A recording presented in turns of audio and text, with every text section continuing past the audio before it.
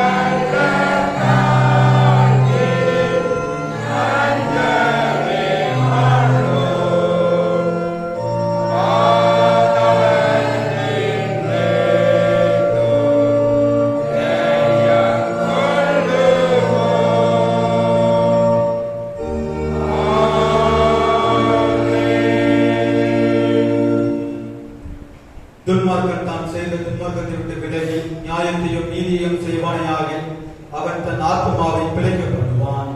என் மீறுதல்களை நான் அறிந்திருக்கிறேன். என் பாவம் எப்பொழுதும் எனக்கு முன்பாக இருக்கிறது. என் பாவங்களை பாராதபடிக்கு நிருபர் முகத்தை மறைத்து என் அக்கிரமங்களை எல்லாம் நீக்கியர்களும்.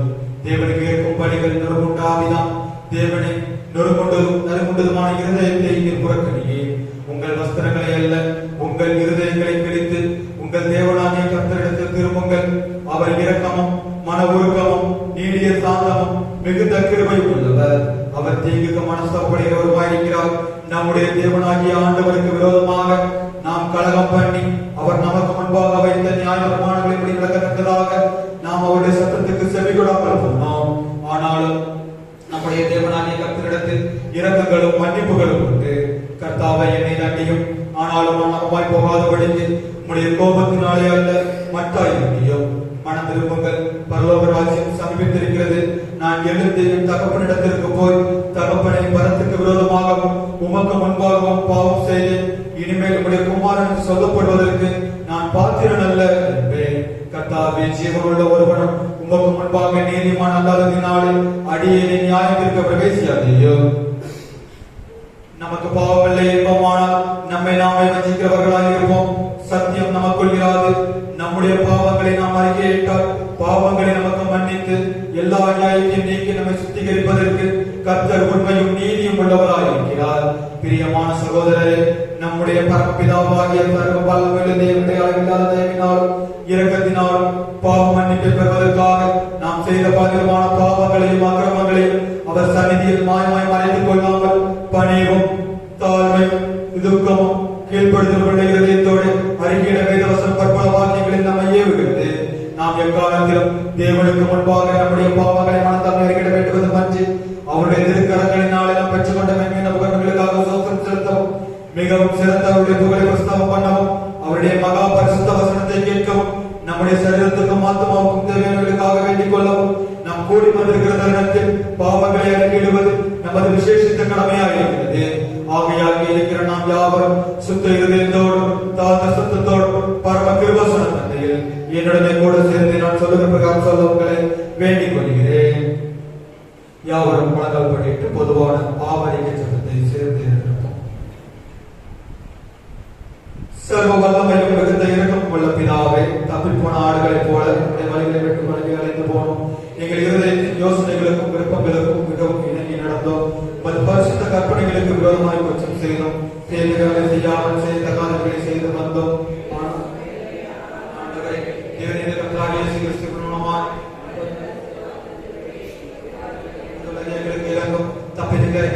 பொறுமையாயிரும் பாவங்களை சீர்படுத்தும். மிகவும் இரக்கமுள்ள பிதாவே, உம்முடைய பரிசுத்தநாமம் உண்டாகும்படி நாங்கள் தேவ பக்தியும் நீதியும் தெளிந்த புத்தியுடன் நடந்து வர இயேசு கிறிஸ்துவின் மூலம் எங்களுக்கு கிருபை செய்தருளும். ஆமென். தேவனை எப்பொழுது இரக்கம் செய்கிறது மன்னிக்கிறது உமக்கு சுபாவம் லட்சணமாயிருக்கிறதுனால் எங்கள் தாழ்மையான விண்ணப்பங்களை ஏற்றுக்கொண்டு எங்கள் பாவங்களாகிய சங்கலினால் எங்கள் கட்டுண்டவர்களாகிய உருக்கமான இரக்கத்தினால் கட்டவிழ்த்து விடுதலையாக்க வேண்டும் என்று எங்கள் மத்தியஸ்தரும் எங்களுக்காக பரிந்து பேசுகிறவருமாகிய இயேசு கிறிஸ்துவை உண்டாகவும் வேண்டிக் கொள்கிறோம்.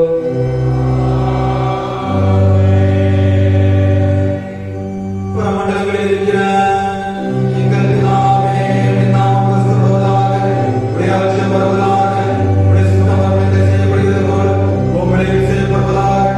அன்றைய எல்லாம் எங்களுக்கு விரோதமாக குற்றம் செய்கிறவர்களுக்கு நாங்கள் மன்னிக்கிறது போல எங்கள் குற்றங்களை எங்களுக்கு மன்னியும். எங்களை சோதனைக்கு பிரவேசிக்க விடாமல் தீமையை ரட்சித்துக் கொள்ளும். ராஜ்யம் மகிமையும்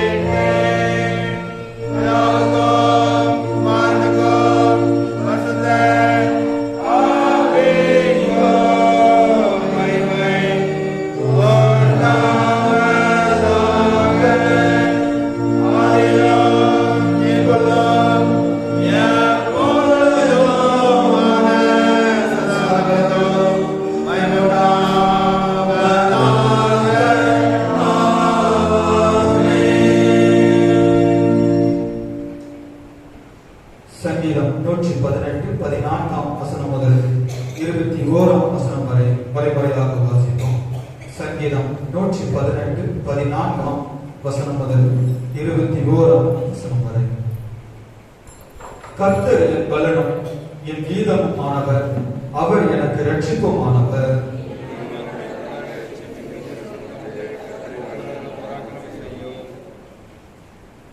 கர்த்தரின் வலதுகரம் உயர்ந்திருக்கிறது, கர்த்தரின் வலதுகரம் பராக்கிரமம் செய்யும்.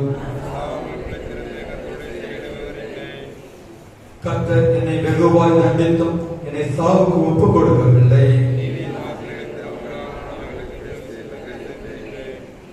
கர்த்தரின் வாசல் இதுவே, நீதிமான்கள் இதற்குள் பிரவேசிப்பார்கள்.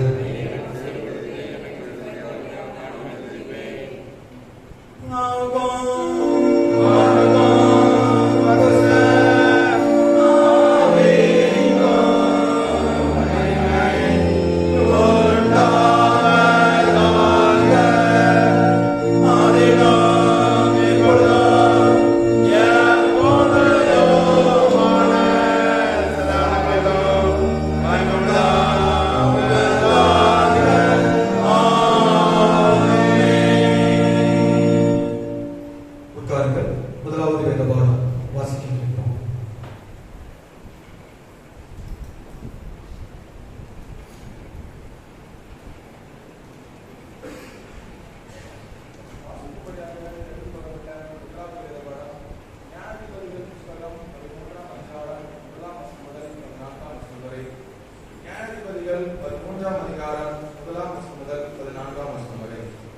இஸ்ரவேல் புத்திரர் மறுபடியும் கர்த்தரின் பார்வைக்கு கொல்லப்பானதை செய்தபடியால் கர்த்தர் அவர்களை 40 வருஷம் அளவும் பெலிஸ்தர் கையில் ஒப்புக் கொடுத்தார். அப்பொழுது தான் வம்சத்தானாகிய சோரா ஊரான ஒரு மனுஷன் இருந்தான். அவன் பேர் மனோவா. அவன் மனைவி பிள்ளை பெறாத மலடியா இருந்தாள். கர்த்தருடைய தூதனானவர் அந்த ஸ்திரீக்கு தரிசனமாகி அவளை நோக்கி, இது பிள்ளை பெறாத மலடியான நீ கற்பந்தரித்து ஒரு குமாரனை பெறுவாய். ஆதலால் நீ திராட்சரசமும் மதுபானமும் குடியாதபடிக்கும் தீட்டானது ஒன்றும் புசியாதபடிக்கும் எச்சரிக்கையாயிரு. நீ கற்பந்தரித்து ஒரு குமாரனை பெறுவாய். அவன் தலையின் மேல் சவரன் கட்டி படலாகாது. அந்த பிள்ளை பிறந்தது முதல் தேவனை கண்டு நசரேயனாயிருப்பான். அவன் இஸ்ரவேலை பெலிஸ்தரின் கையில் நீக்கலாக்கி ரட்சிக்க தொடங்குவான் என்றார். அப்பொழுது அந்த ஸ்திரீ தன் புருஷனிடத்தில் வந்து, தேவனுடைய மனுஷன் ஒருவர் என்னிடத்தில் வந்தார். அவருடைய சாயல் தேவனுடைய தூதரின் சாயலை போல மகா பயங்கரமா இருந்தது. எங்கிருந்து வந்து என்று நான் அவரிடத்தில் கேட்கவில்லை. அவர் நம்முடைய நாமத்தை எனக்கு சொல்லவும் இல்லை. அவர் என்னை நோக்கி, இதோ கற்பம் தரித்து ஒரு குமாரனை பெறுவாய். ஆதலால் நீ திராட்சரசமும் மதுபானமும் குடியாமலும் தீட்டானது ஒன்று புசியாமலும் இரு. அந்த பிள்ளை பிறந்தது முதல் தன் மறுநாள் மட்டும் தேவனுக்கென்று நசரேயனாயிருப்பான் என்று சொன்னார் என்றார். அப்பொழுது மனோவா கர்த்தரை நோக்கி விண்ணப்பம் பண்ணி, என் ஆண்டவரை நீர் அனுப்பின தேவனுடைய மனுஷன் மறுபடியும் ஒரு விசை எங்களிடத்தில் வந்து பிறக்கப் போகிற பிள்ளைக்காக நாங்கள் செய்ய வேண்டியதை எங்களுக்கு கற்பிப்பாராக என்று வேண்டிக் கொண்டார். தேவன் மனோவாவின் சத்தத்துக்கு செவி கொடுத்தார். அந்த ஸ்திரீ வயல்களில் இருக்கும் போது தேவனுடைய தூதனானவர் திரும்பவும் அவனிடத்தில் வந்தார். அப்பொழுது அவள் புருஷனாகிய மனோவா அவளோட இருக்கவில்லை. ஆகையால் அந்த ஸ்திரீ சீக்கிரமாய் ஓடி, இதோ அன்று என்னிடத்தில் வந்தவர் எனக்கு தரிசனமானார் என்று தன் புருஷனுக்கு அறிவித்தார். அப்பொழுது மனோவா எழுந்திருந்து தன் மனைவியின் பின்னாலே போய் அவரிடத்தில் வந்து, அந்த ஸ்திரீயோட பேசினவர் நீர்தானா என்று அவரிடத்தில் கேட்டான். அவர் நான் தான் என்றார். அப்பொழுது மனோவா, நீ சொன்ன காரியம் நிறைவேறும் போது அந்த பிள்ளையை எப்படி வளர்க்க வேண்டும், அதை எப்படி நடத்த வேண்டும் என்று கேட்டான். கர்த்தருடைய தூதனானவர் மனோவாவை நோக்கி, நான் ஸ்திரீயோட சொன்ன யாவற்றிலும் அவள் எச்சரிக்கையாயிருந்து திராட்சை செடியிலே உண்டாயிருக்கிறதொன்றும் சாப்பிடாமலும் திராட்சரசமும் மதுபானமும் குடியாமலும் தீட்டானதொன்றும் புசியாமலும் நான் அவர்களுக்கு கட்டளையிட்டதெல்லாம் கை கொள்ள கடவுள் என்றால். வாசிக்கும்படியாக தெரிந்து கொள்ளப்பட்ட முதலாவது வேறுபாடு வாசித்தாயிற்று.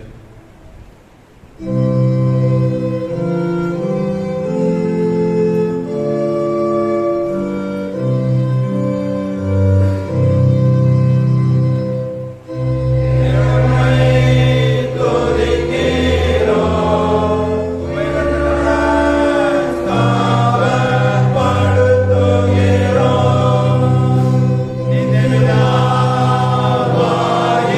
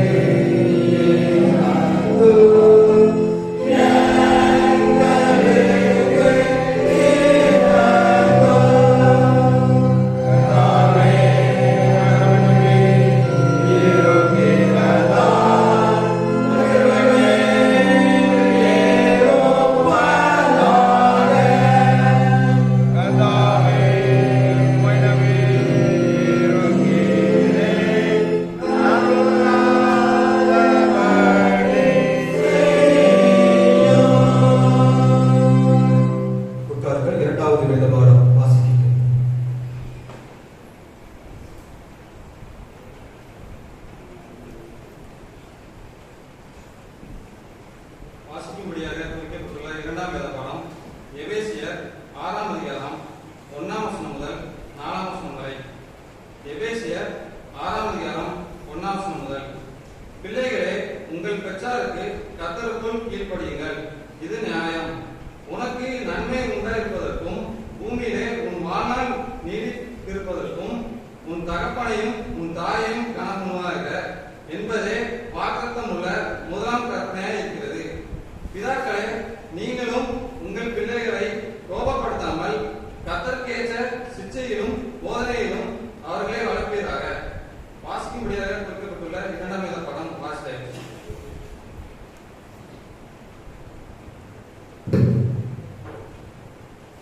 சிறுபிள்ளைகள் சத்தியவசனம் கூறுவார்கள்.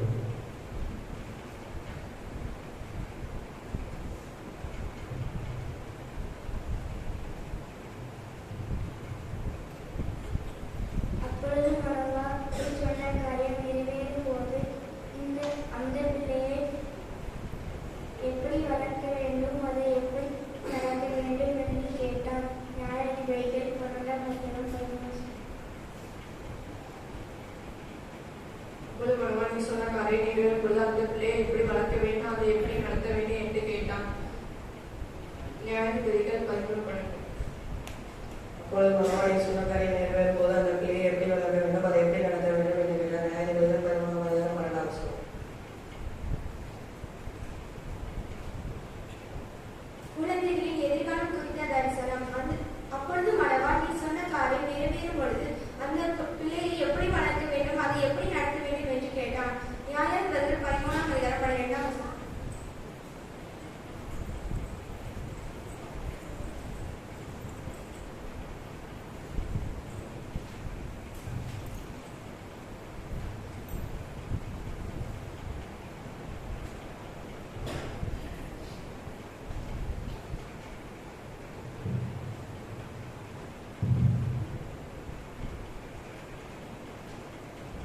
சத்தியவசனம் யாவரும் சேர்ந்து சொல்வோம்.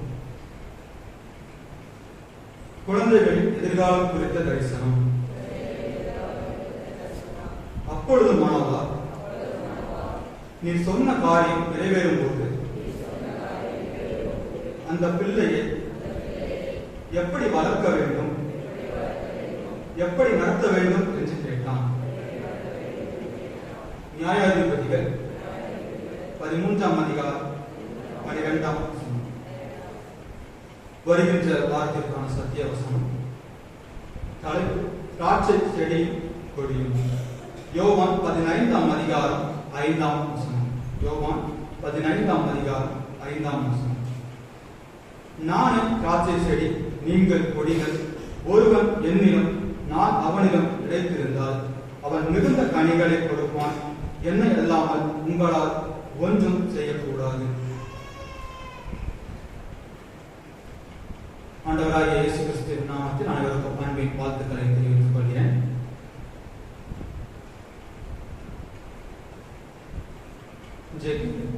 உலக ஞாயிறு பள்ளி தெரியுமா? உலக ஞாயிறு பாடசாலை ஞாயிறு பள்ளி தோன்றிய நாளாக என்ன செய்யப்படுகிறது? இன்றைக்கு அந்த திருமணத்தில் அனுசரிக்கப்படுகிறது.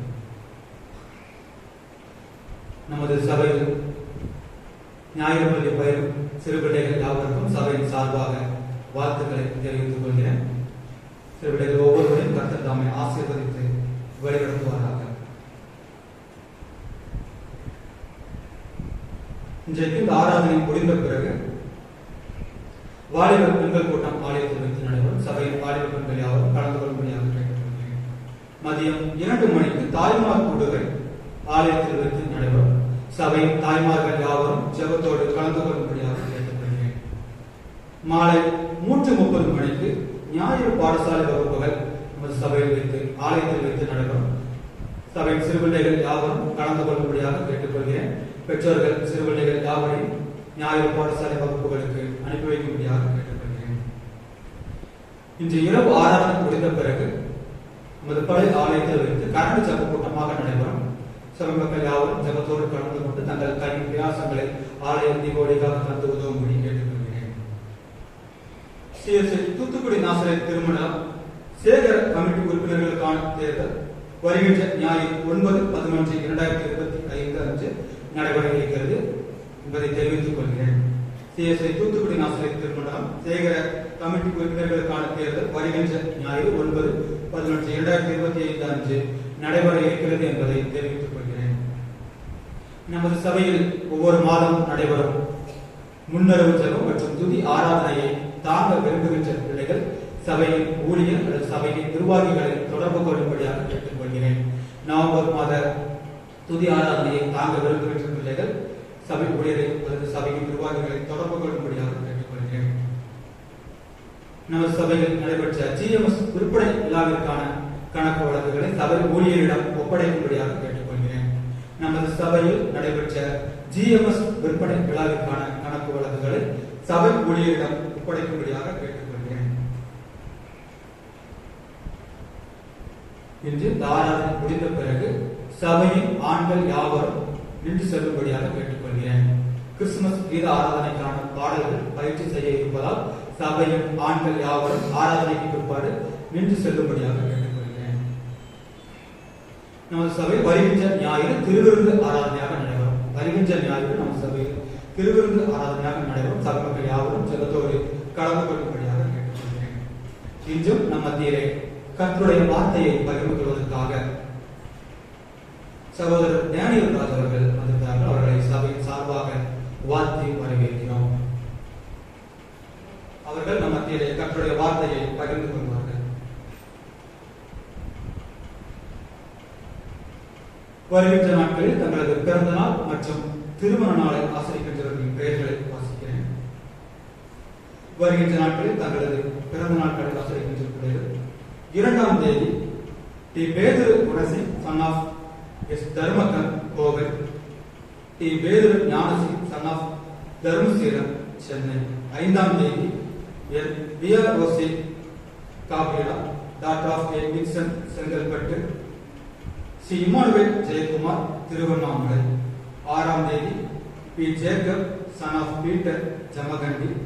7ஆம் தேதி P. S. Lalitha daughter of G. Peter Chakravarthy சீர்குப்பா, G. Bernice Gloria daughter of I. Gnanadurai சர்வசிங் Bangalore, P. Blessy daughter of D. Ponseelan Thangaiyapuram, J. Merlin wife of Joseph குருக்கோடு. 8ஆம் தேதி பி. Samson Joe Chennai. இவர்கள் வருகின்ற நாட்களிலே தங்களது பிறந்த நாளை ஆசரிக்கின்றார்கள். வருகின்ற நாட்களில் தங்களது திருமண நாளை ஆசரிக்கின்றவர்கள் 3ஆம் தேதி டெலிங்சம் எல். பெர்சியா செல்வராணி, 5ஆம் தேதி சீமோ மே திருவண்ணாமலை, 6ஆம் தேதி S. Jebasingh J. Bency Vellore, G. Samuel S. Revathi Mumbai. இவர்கள் வருகின்ற நாட்களில் தங்களது திருமண நாளை ஆசரிக்கின்றார்கள். நமது சபையில் வருகின்ற நாட்களிலே பிறந்த நாள் மற்றும் திருமண நாள் ஆசரிக்கின்ற பிள்ளைகளுக்கு சபையின் சார்பாக வாழ்த்துக்களை தெரிவித்துக் கொள்கிறோம். இவர்களுக்கான வாக்குத்தத்த வசனம் சங்கீதம் 16ஆம் அதிகாரம் 16ஆம் சங்கீதம் 8ஆம் வசனம். சங்கீதம் 16:8. கர்த்தரை எப்பொழுதும் எனக்கு முன்பாக வைத்திருக்கிறேன், அவர் என் வலது பரிசத்தில் இருப்பதால் நான் அசைக்கப்படுவதில்லை. கர்த்தரை எப்போதும் எனக்கு முன்பாக வைத்திருக்கிறேன், அவர் என் வலது பரிசத்தில் இருப்பதால் நான் அசைக்கப்படுவதில்லை. இப்பொழுது பாடகர் குழு ஒரு சிறப்பு கவி ஒன்றை பாடுவார்கள். அதைத் தொடர்ந்து நாம் அவர்களுக்காக ஜெபம் செய்வோம். Oh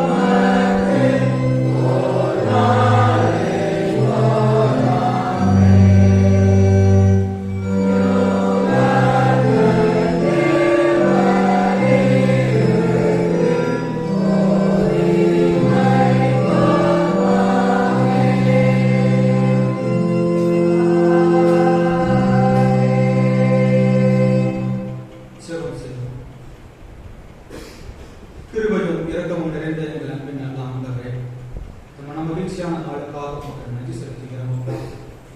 இந்த மன மகிழ்ச்சியான நாளில் ஆண்டவரே, வருகின்ற நாட்களிலே தங்களது பிறந்த நாள் மற்றும் திருமண நாளை ஆசரிக்கின்ற பிள்ளைகளுக்காக உங்கள் சமூகத்தில் வருகிறோம்.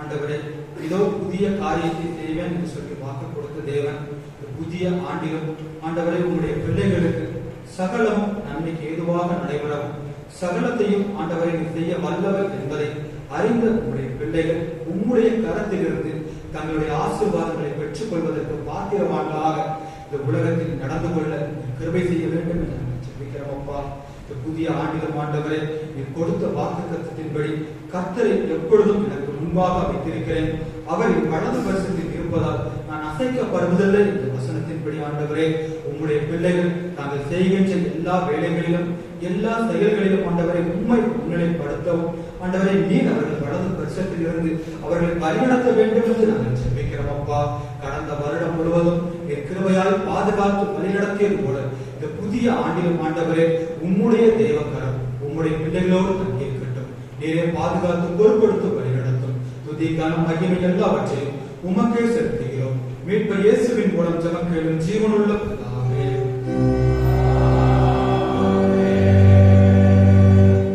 யாவரும் எழுந்து நின்று 1ஆம் சங்கீதத்தை பாடலாக பாடுவோம். Amen.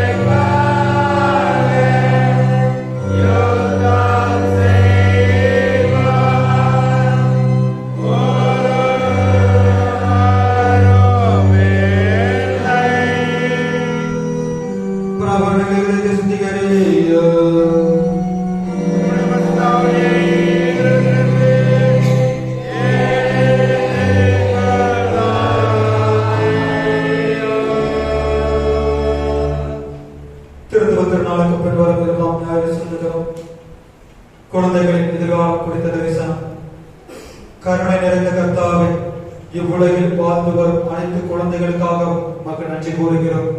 சிறு வயது பெற்றோருக்கு இழந்த அனாதைகளாக மாறியிருக்கும் குழந்தைகளுக்காகவும், வறுமையின் காரணமாக குழந்தை தொழிலாளர்களாக மாறியிருப்போருக்காகவும் வேண்டிக் கொள்கிறோம். அவர்கள் மீது நாங்கள் அக்கறை கொள்ளவும், அவர்களுக்கு நல்லதொரு எதிர்காலத்தை அமைத்துக் கொடுக்க உழைக்கவும் எங்களுக்கு பலம் தாரும். சிறு பிள்ளைகள் மீது கைகளில் வைத்து அவர்களை ஆசீர்வதித்த எங்கள் ஆண்டவர் இயேசு கிறிஸ்துவின் நாமத்தில் மிகுந்த மனத்தாழ்மையோடு வேண்டிக் கொள்கிறோம்.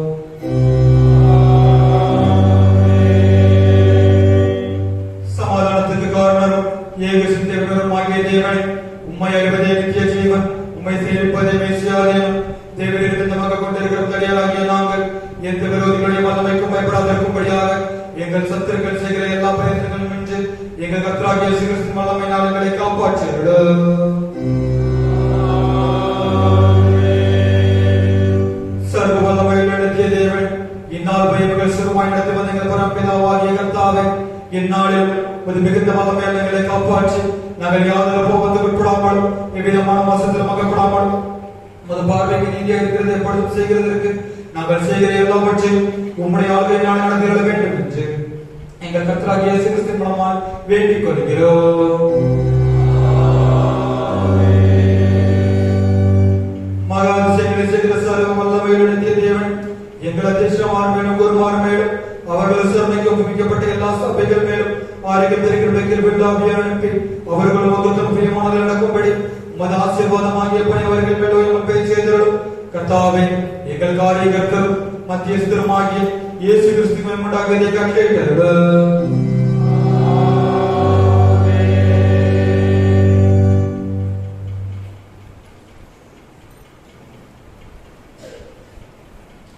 அருளுக்கு ஆயத்தமாக நாம் யாவரும் எழுந்து நின்று ஆராதனை கீதங்கள் 634, இருச்சாண்டி கீதம் 377, பாமாலை 238.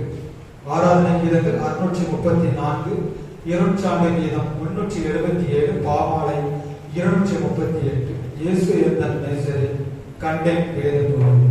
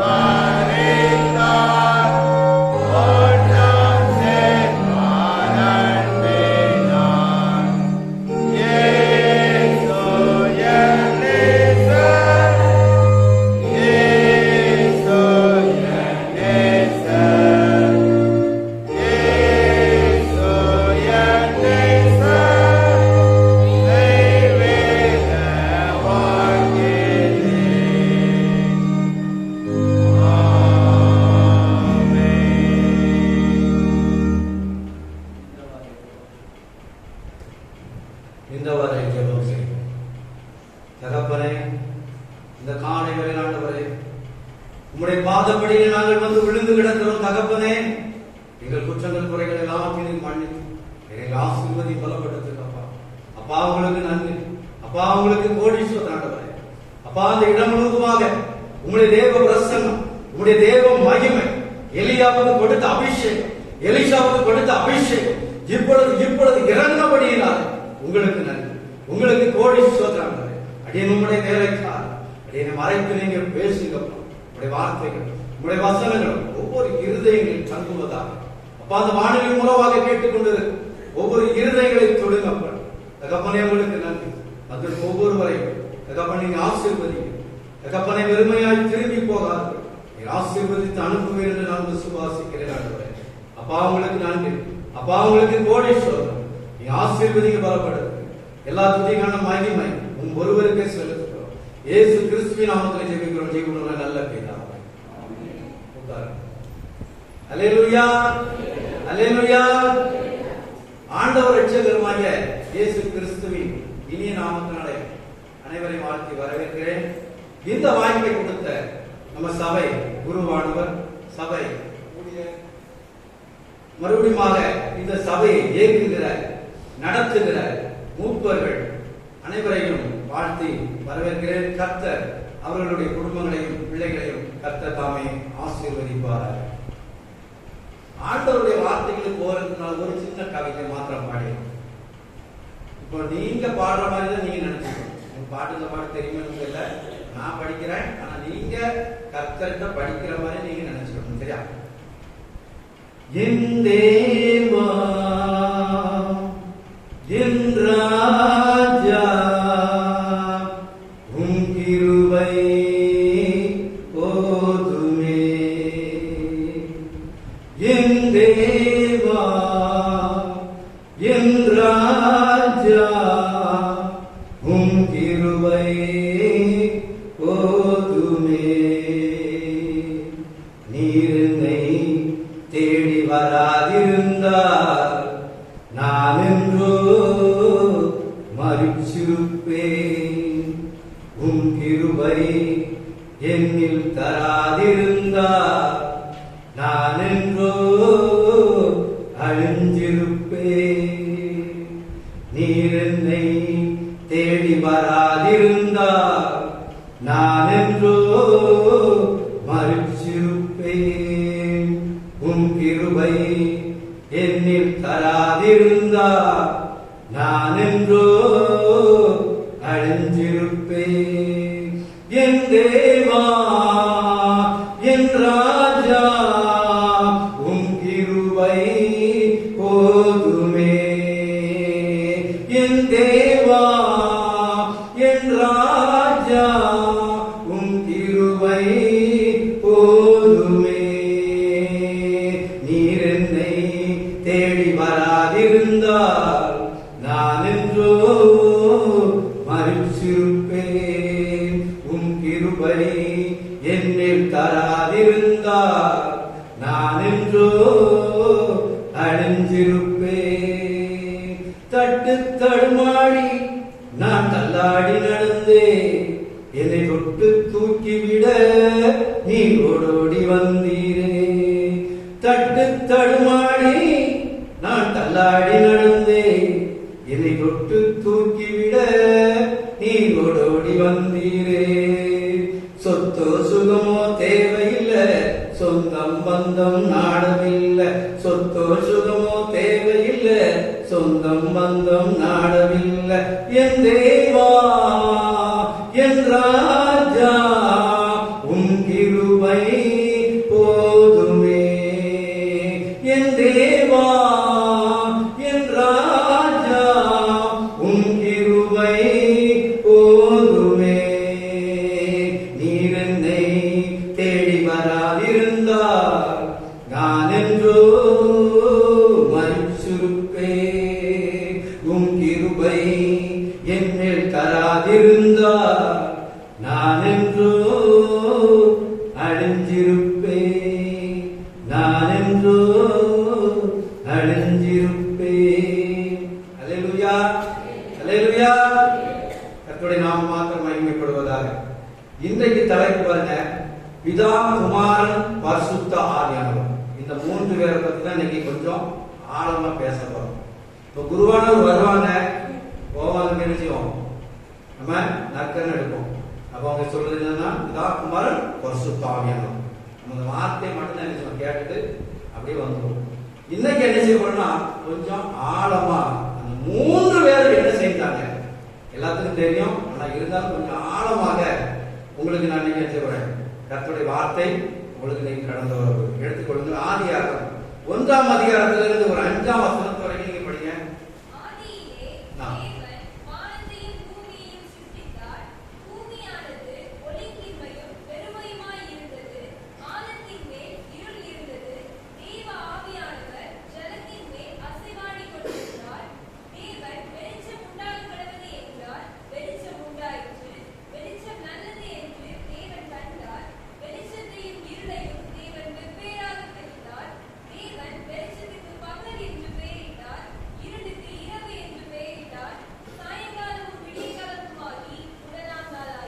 அல்லேலூயா, அல்லேலூயா.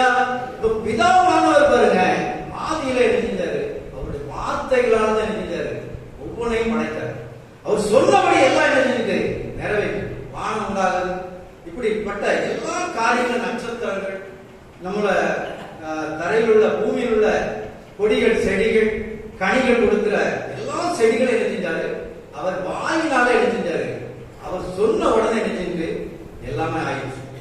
ஆனா மனுஷன் பாருங்க, அந்த தேசத்துல எல்லாத்தையும் அவர் செஞ்சாரு. அந்த உலகத்துல செய்து முடிச்சுட்டு 6ஆவது நாள் என்ன செஞ்சாரு, கொஞ்சம் ஓய்வு எடுத்தாரு. அப்ப இந்த உலகத்துல எல்லாத்தையும் கர்த்தர் படைச்சாச்சு. எல்லாத்தையும் படைச்சு முடிச்சு அழகா இருக்கு. அப்ப ஆண்டவர், அவர் பிதாவானவர் நினைக்கிறாரு, இது எல்லாத்தையும் நம்ம படைச்சாச்சு, இப்ப இந்த பூமியை ஆளுகை செய்ய மனுஷன் கிடையாது. இந்த பூமியை பயன்படுத்த மனுஷன் நினைக்கிற கிடைக்கும். அப்ப அவர் நினைக்கிறாரு, என்னை போல என்னுடைய சாயலாக என்ன செய்வேன், மனுஷனை உருவாக்குவேன் என்று சொல்லி, அது பாருங்க, தேவனாகி கர்த்தர் பாருங்க மனுஷனை பூமியின் மண்ணினாலே உருவாக்கினார். அப்ப மண்ணை எடுக்கிறாரு. அவர் சொன்னாரா, மண்ணினால செய்யற நீ மனுஷனா கடவுளுக்கு சொல்லல, எல்லாத்தையும் சொன்னாரு. ஆனா இதே நிச்சயம் நம்மள சொல்லல. அவருடைய கைகளினால என்ன செஞ்சாரு, அந்த மண்ணை பிசைஞ்சாரு. பிசைந்து என்ன செஞ்சாரு, ஒரு மனிதனை போல, அவரை போல உருவாக்கி அப்படி ஒரு பொம்மையை போல என்ன செஞ்சாரு, அழகா வச்சுட்டாரு. இப்ப அது என்ன இருக்கு, ஒரு மண்ணை போல ஒரு பொம்மையா தான் இருக்கு. பொம்மையா தான் மனுஷன் அங்க இருக்கிறோம். அப்ப அவர் என்ன செய்யறாரு பாருங்க, அவர் பாருங்க, அவர் மண்ணினால உருவாக்கினார். அவருடைய பாருங்க ஜீவ சுவாசத்தை எழுதினாரா, அவன் நாசியில அப்படியே ஊதுறாரு. அப்ப நாசியில ஊதுன உடனே பாருங்க மனுஷன் ஜீவ ஆத்மா பெற்றான். அப்ப மனுஷன் பாருங்க அவருடைய ஆத்மா, அவருடைய ஜீவ ஆத்மாவை நம்ம பெற்றுக்கொள்ளணும். அப்ப ஊதுன உடனே என்ன ஆகுது, நரம்புகள், இரத்தங்கள், இருதயம், நம்ம உடம்புல என்ன இருக்க எல்லாமே என்ன செஞ்சுட்டு செயல்பட ஆரம்பிச்சு. அப்ப பாருங்க, அவர் ஊதுன நாசியில ஜீவ ஆத்மாவை பெற்றுதான் நம்ம ஒவ்வொருத்தரும் நினைக்கிறோம் இங்கே அமர்ந்து கொண்டு கர்த்தருடைய வார்த்தைகளை கேட்டுக் கொண்டு இருக்கிறோம். அல்லேலூயா, அல்லேலூயா. அப்ப பாருங்க, தேவனாகிய கர்த்தர் மனுஷனை அழகா என்ன செஞ்சாரு, உருவாக்கினாரு. உருவாக்கி அவன் அழகா உட்கார்ந்து இருக்கிறான், எழுந்திருச்சிருக்கிறான். அப்ப தேவனாகிய கர்த்தர் கிழக்கு ஏதேன் ஒரு தோட்டத்தை உண்டாக்கி பாருங்க, தாம் உருவாக்கின மனுஷனை அதுல விடுறாரு. இப்ப மனுஷன் வந்து சோம்பேறியா இருந்தா அவ்வளவுதான் செத்துருவான். இப்ப சில அக்கமாரெல்லாம் பாத்தீங்கன்னா வீட்டுல சும்மா இருக்க மாட்டாங்க. செத்தி ஒரு 2 தம்மார் கிடந்தா உடனே கழிக்கிட்டே இருப்பாங்க, வேலை நடந்துகிட்டே இருக்கும். அதே மாதிரி அண்ணமார் சிலவங்க வீட்டுல உட்கார மாட்டாங்க, ஏதாவது வேலை செஞ்சுக்கிட்டே இருப்பாங்க. சோம்பேறியா இருந்தா கர்த்தர் நினைச்சு அது பிடிக்காது. அப்ப சுறுசுறுப்பா இருக்க வேண்டும் என்று நினைச்சாரு. ஏதேன் தோட்டத்துல வந்து அங்க கொண்டு வச்சாரு. அப்ப அங்க வச்சதும் இல்லாம தேவன் பாருங்க, தேவனாகிய கர்த்தர் மனுஷனை ஏதேன் தோட்டத்தில் அழைத்து கொண்டு போய் அதை பயன்படுத்தவும் காக்கவும் என்ன செஞ்சார், அங்க கொண்டு வைத்தாரு. தேவனாகிய கர்த்தர் மனுஷனை நோக்கி, நீ தோட்டத்தில் உள்ள சகல விருட்சங்களின் கனியை புசிக்கலாம், ஆனால் நன்மையும் தீமையும் அறியத்தக்க விருட்சத்தின் கனியை புசிக்க வேண்டாம், அதை நீ புசிக்கும் நாளிலே சாகவே சாவாய் என்று சொல்லி அவர் கட்டளையிடுகிறார். உலகத்துல பாவம் இருக்கு, நன்மை இருக்கு. நீ நன்மையை எவ்வளவு வேண்டாம் செய்யலாம், அதான் அங்க உள்ள அர்த்தம். பாவத்தை என்ன செய்யக்கூடாது, செய்யக்கூடாது. இதுதான் கர்த்தர் கொடுத்த கட்டளை. ரெண்டே ஆப்ஷன் தான் எல்லாத்துலயுமே இருக்கு. பகல் இரவு அப்படி இப்படி பார்த்தீங்கன்னா எல்லாமே ரெண்டு ஆப்ஷன் தான். அப்ப ஆண்டவர் உலகத்துல எல்லாத்தையும் வச்சிருக்காரு, பாவத்தையும் வச்சிருக்கிறார். அவர் என்ன சொல்றாரு, நன்மை மட்டும் நீ செய், பாவம் வரும் அதை என்ன செய்யக்கூடாது, நம்ம செய்யக்கூடாது. அப்ப சொல்றாரு, அவர் சொல்றாரு, அதை நீ புசிக்கும் காலத்துல என்ன சொல்றாரு, சாகவே சாவா என்று சொல்லி, பின்பு தேவனாய் கர்த்தர் மனுஷன் தனியாக இருப்பது நல்லதில்லை என்று சொல்லி ஏற்ற துணையை அவனுக்கு எடுத்துவேன் உண்டாக்குவேன் என்று சொல்லி அவர் ஒரு தீர்மானத்தை எடுக்கிறார். அப்ப பாருங்க, அப்பொழுது தேவனாகிய கர்த்தர் ஆதாமை ஐந்த நித்திரை வர பண்ணி, அவன் நித்திரை அடைந்த பின்பு அவன் விலால் எலும்பை எடுத்து அந்த இடத்துல சதையினால் என்ன செய்யறாராம், அதை அடைக்கிறார். இப்ப சில இடத்துல பாருங்க ஆபரேஷன் பண்ணுவாங்க. இந்த ஆண்டவர் அன்னைக்கு நமக்கு கல்விச்சிருக்கிறார், உண்மை உள்ள சத்தியம். இப்ப என்ன செய்யறாங்க, அந்த இடத்துல அடுத்தவங்க சதையை வந்து என்ன முடியாது, வைக்க முடியாது. அவருடைய சதைகளை வந்து தெரிஞ்சவங்க அதை அடைத்து போர்த்தி எரிஞ்சவங்க தச்சு விடுவார்கள். அப்ப பாருங்க, அவர் சதையினால எடுத்துட்டாராம், அதை அடைக்கிறார். அடைச்ச உடனே பாருங்க, தேவனாகிய கர்த்தர் தாம் மனுஷனில் எடுத்த விலால் எலும்பை மனுஷியாக உருவாக்கி அவளை மனுஷனிடத்துல கொண்டு போய் கொடுத்தார். அப்ப ஆதாமுடைய விலால் எலும்பை மனுஷனிடத்துல எடுத்து மனுஷியாக உருவாக்கினார்.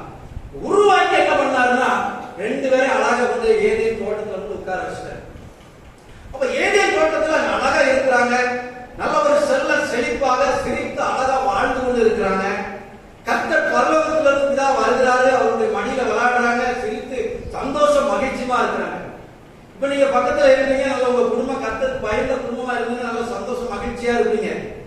ஆனா பக்கத்துல வேற யாராவது இருப்பாங்க, அவங்க என்ன நினைப்பாங்க, அவங்களோட சொத்து ஆசைகள் எல்லாம் இருக்கு, நான் அவங்க கிட்ட என்ன இல்ல கஷ்டத்தோட இருக்கிறாங்க, ஆனா இருந்தாலும் என்ன இல்ல அவங்க கிட்ட சமாதானம் இருக்கு, சந்தோஷமா இருக்கிறாங்கன்னு சொல்லி கொஞ்சம் நினைச்சுவாங்க, பொறாமைப்படுவார்கள். அதுதான் நம்மளுடைய தேவன் செய்கிற அற்புதம்.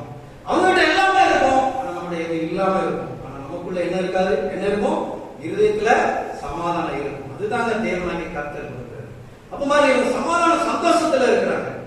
அப்போ ஒரு கூட்டு குடும்பத்துல இருக்கும், அந்த கூட்டு குடும்பத்தை உடைக்க யாராவது வருவாங்க, ஒரு மனுஷன் ரூபத்துல ஒரு பிசாசானவனும் ஒரு பெண் உருவத்திலே ஒரு ஆண் உருவத்திலே என்ன உள்ளே வருவார்கள்.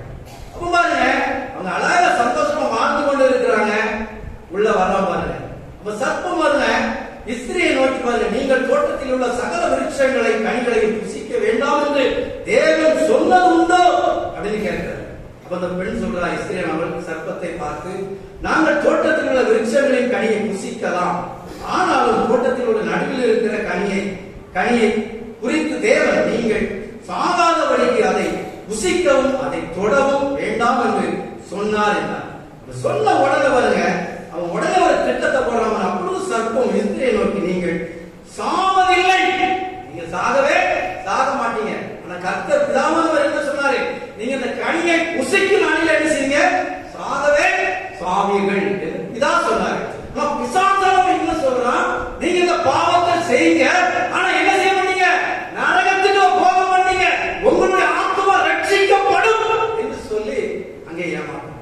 அப்ப பாருங்க, அவன் சாகுவதில்லை என்று சொல்லி அவன் சொல்ற பாருங்க, நீங்க அதை புசிக்கும் நாளில பாருங்க உங்கள் கண்கள் திறக்கப்படும், திறந்த உடனே என்ன செய்யலாம், தேவர்களை போல ஆயிருங்க, நீங்க கடவுளை போல என்ன செஞ்சுவீங்க ஆயிருங்கன்னு சொன்ன உடனே இந்த மகள் இஸ்திரியான ஒருவர் மாத்திரம் இருக்காங்க. இவரு உலாவ போயிட்டார் தோட்டத்துக்குள்ள. அப்போ ஏவாளை பார்த்து சொல்ற உடனே இந்த அம்மாவுக்கு கொஞ்சம் ஆசை வந்த உடனே என்ன செஞ்சாங்க, கனியை பறித்து புசித்து தன் புருஷன் வந்தாரு கொடுத்து அவனும் என்ன செஞ்சான், புசித்தான். அப்ப புசித்த உடனே வருங்க, அப்பொழுது அவர்களுடைய கண்கள் வருங்க திறக்கப்பட்டது, தாங்கள் நிர்வாணிகள் என்று அறிந்து தங்கள் என்ன செஞ்சாங்க, ஓடி போய் அரசலை தச்சு ஒளிந்து கொண்டார்கள். அப்ப இவ்வளவு நாள் அவங்களுக்கு இடையில அவங்க நிர்வாணிகள் என்று நினைக்கல, அறியப்படல.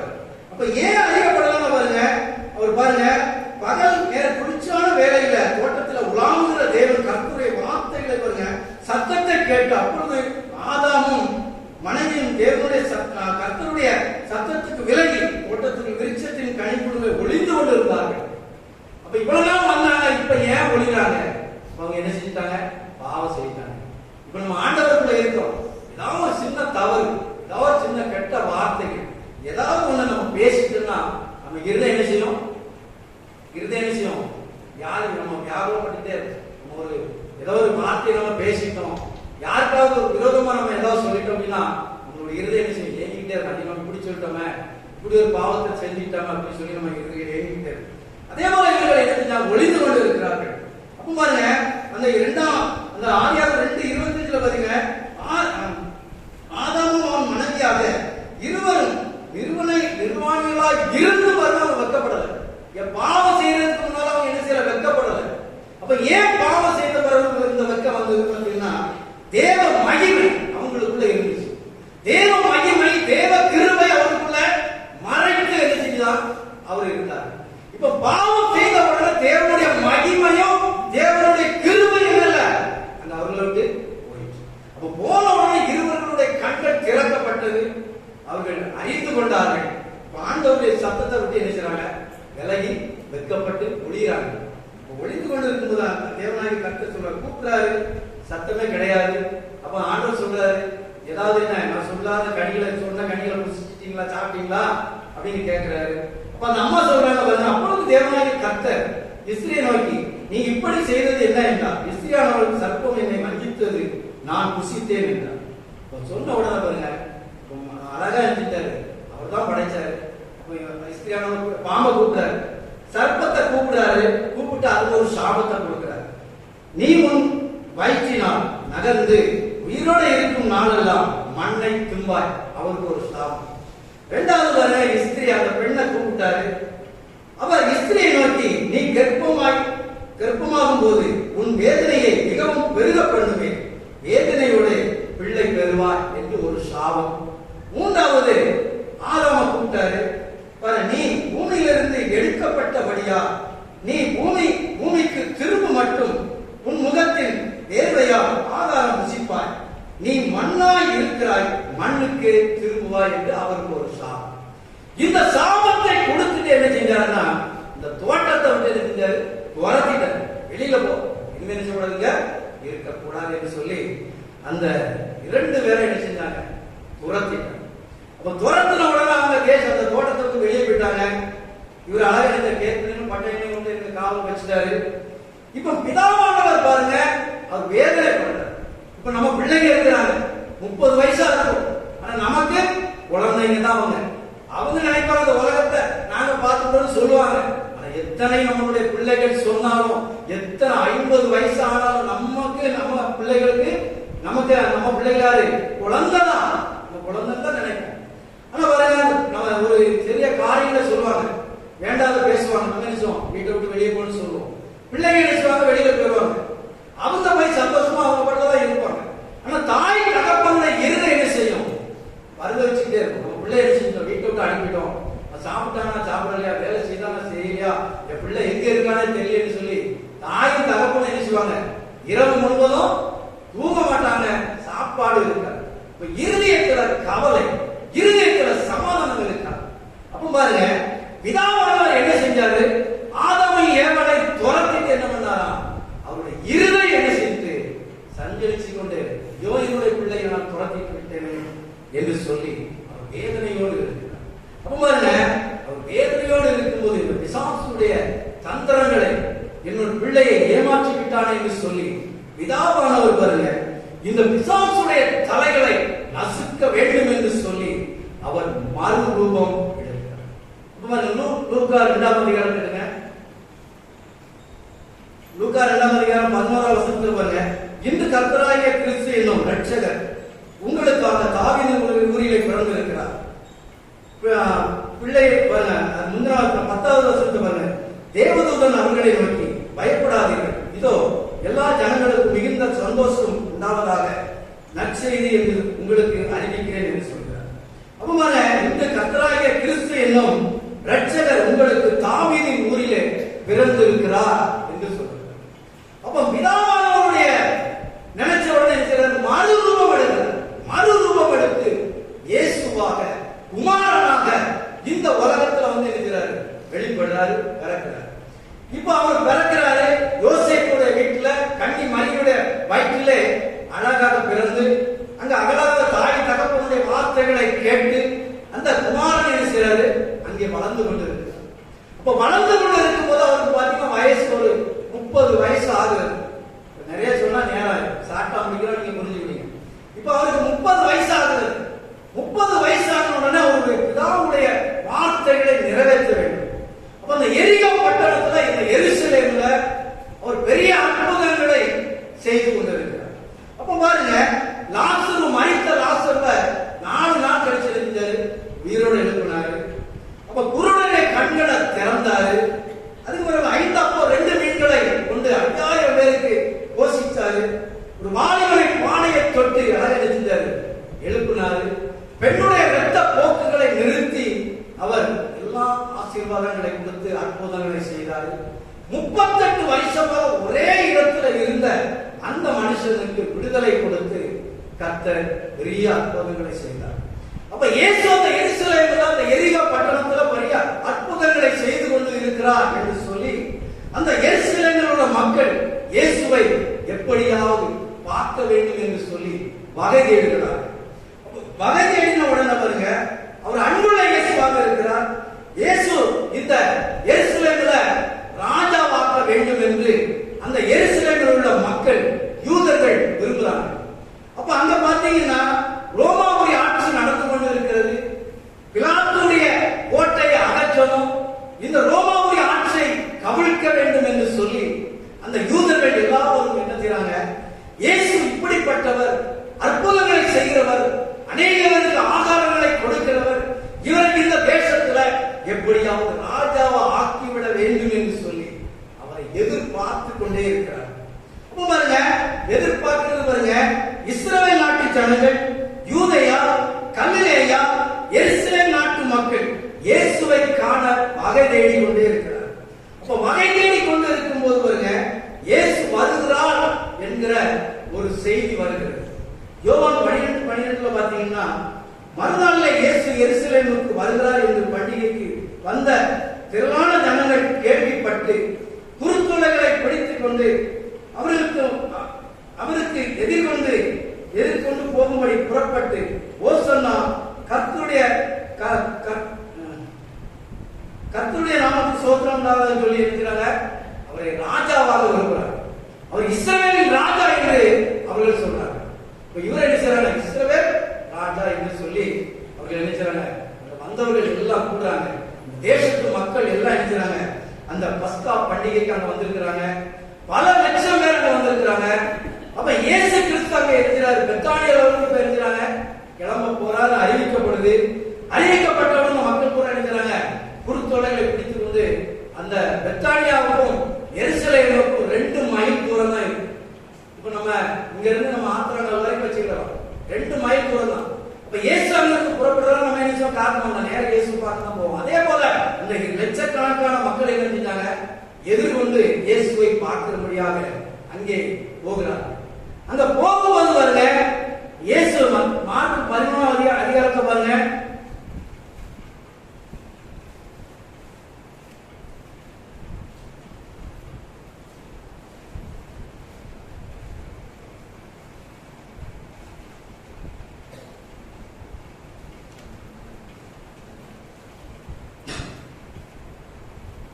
மார்க்கு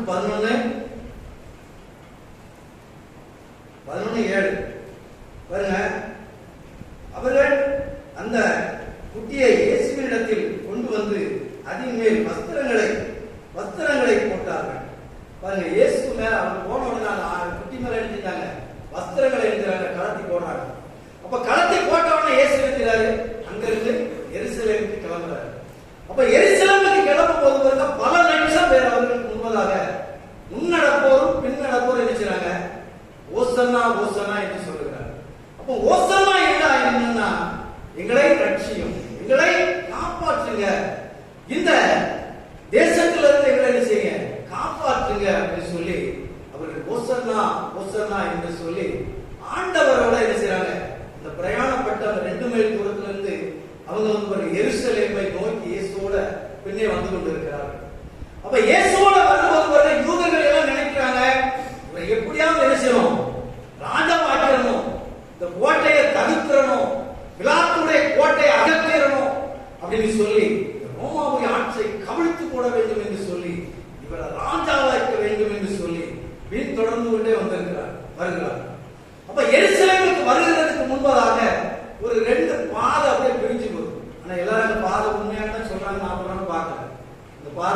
பிரியுதுன்னு சொல்றாங்க. இப்ப பாருங்க, அந்த எருசலேமுக்கு முன்பதாக ஒரு கழுதையில வந்து கொண்டு இருக்கிறார். 2 பாதை அப்படியே பிரியுது ரோடு. ஒரு பாதை பாருங்க வலதுபுறம் போகும்போது பாருங்க பிலாத்துடைய கோட்டைக்கு போகுது. பிலாத்துடைய கோட்டைக்கு போகும். ஒரு பகுதி ரோடு எங்க போகுதுன்னா இடதுபுறம் ரோடு பாருங்க தேவாலயத்துக்கு போகுது. இப்ப இயேசு கிறிஸ்து கொண்டு வராங்க. இவரை ராஜாவாக்குன்னு முடிவு பண்ணிட்டாங்க. பல லட்சம் பேர் இவரு வந்துகிட்டே இருக்கிறாரு. அந்த 2 பெரிய இடத்துக்கு வந்த உடனே மக்கள் பூரா நினைக்காங்க வலதுபுறத்துக்கு என்ன செய்வாரு, பிலாத்துடைய கோட்டைக்கு வருவார். அங்க போய் ராஜாவாக்கி அப்படின்னு இவங்க நினைக்காங்க. அவர் எங்க போயிருப்பாரு நீங்க சொல்லுங்களேன்? அவர் எங்க போயிருப்பாரு? தேவாலயத்துக்கு இறங்கிட்டாரு. கழுதையை திரும்பிட்டாரு. இப்ப தேவாலயத்தை நோக்கி திரும்பின உடனே பாருங்க அந்த யூதர்கள் பாருங்க அவங்களுக்கு கோபம் வந்துச்சு.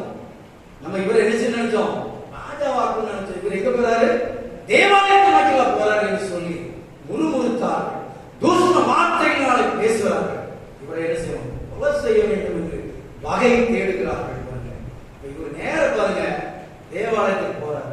இப்ப தேவாலயத்துக்கு ஏன் போகணும் அப்படின்னா நம்முடைய பாவங்களை ரட்சிக்க, சாத்தானுடைய சலைகளை நசுக்க அவர் பாருங்க அவர் ஒரு பலியாடாக என்ன செஞ்சாரு? தேவாலயத்துக்கு போறார். அவர் இப்பொழுது பாருங்க ஒரு பலியாடாக தேவாலயத்தில் போய் நின்று பாருங்க அவர்களுக்கு முன்பதாக ஒப்பு கொடுக்கிறார். 6 நாளைக்கு முன்னதாக ஒப்பு கொடுத்து என்ன செய்றாரு? அங்கே இருக்கிறார். மக்கள் கூட கொந்தளிக்கிறாங்க. இவரை எப்படி ராஜாவாக்க வேண்டும் நினைச்சோம். அவர் என்ன செஞ்சார்? இந்த காரியங்களை செய்தார் என்று சொல்லி எப்படியாவது நம்ம கொல்ல வேண்டும் என்று சொல்லி சதி செய்யும் பொழுது பாருங்க யூதாஸ் காரியத்தை என்ன செய்றாங்க? அவங்க அழகா நினைச்சாங்க. திட்டம் போட்டு 30 வெள்ளி காசுகளை கொடுத்து நினைச்சாங்க. அவரை ஏற்பாடு பண்றாங்க. அப்ப ஏற்பாடு பண்ணின உடனே பாருங்க அந்த மத்தேயு 26ஆம் அதிகாரம் 48ஆம் வசனத்தை படிங்க.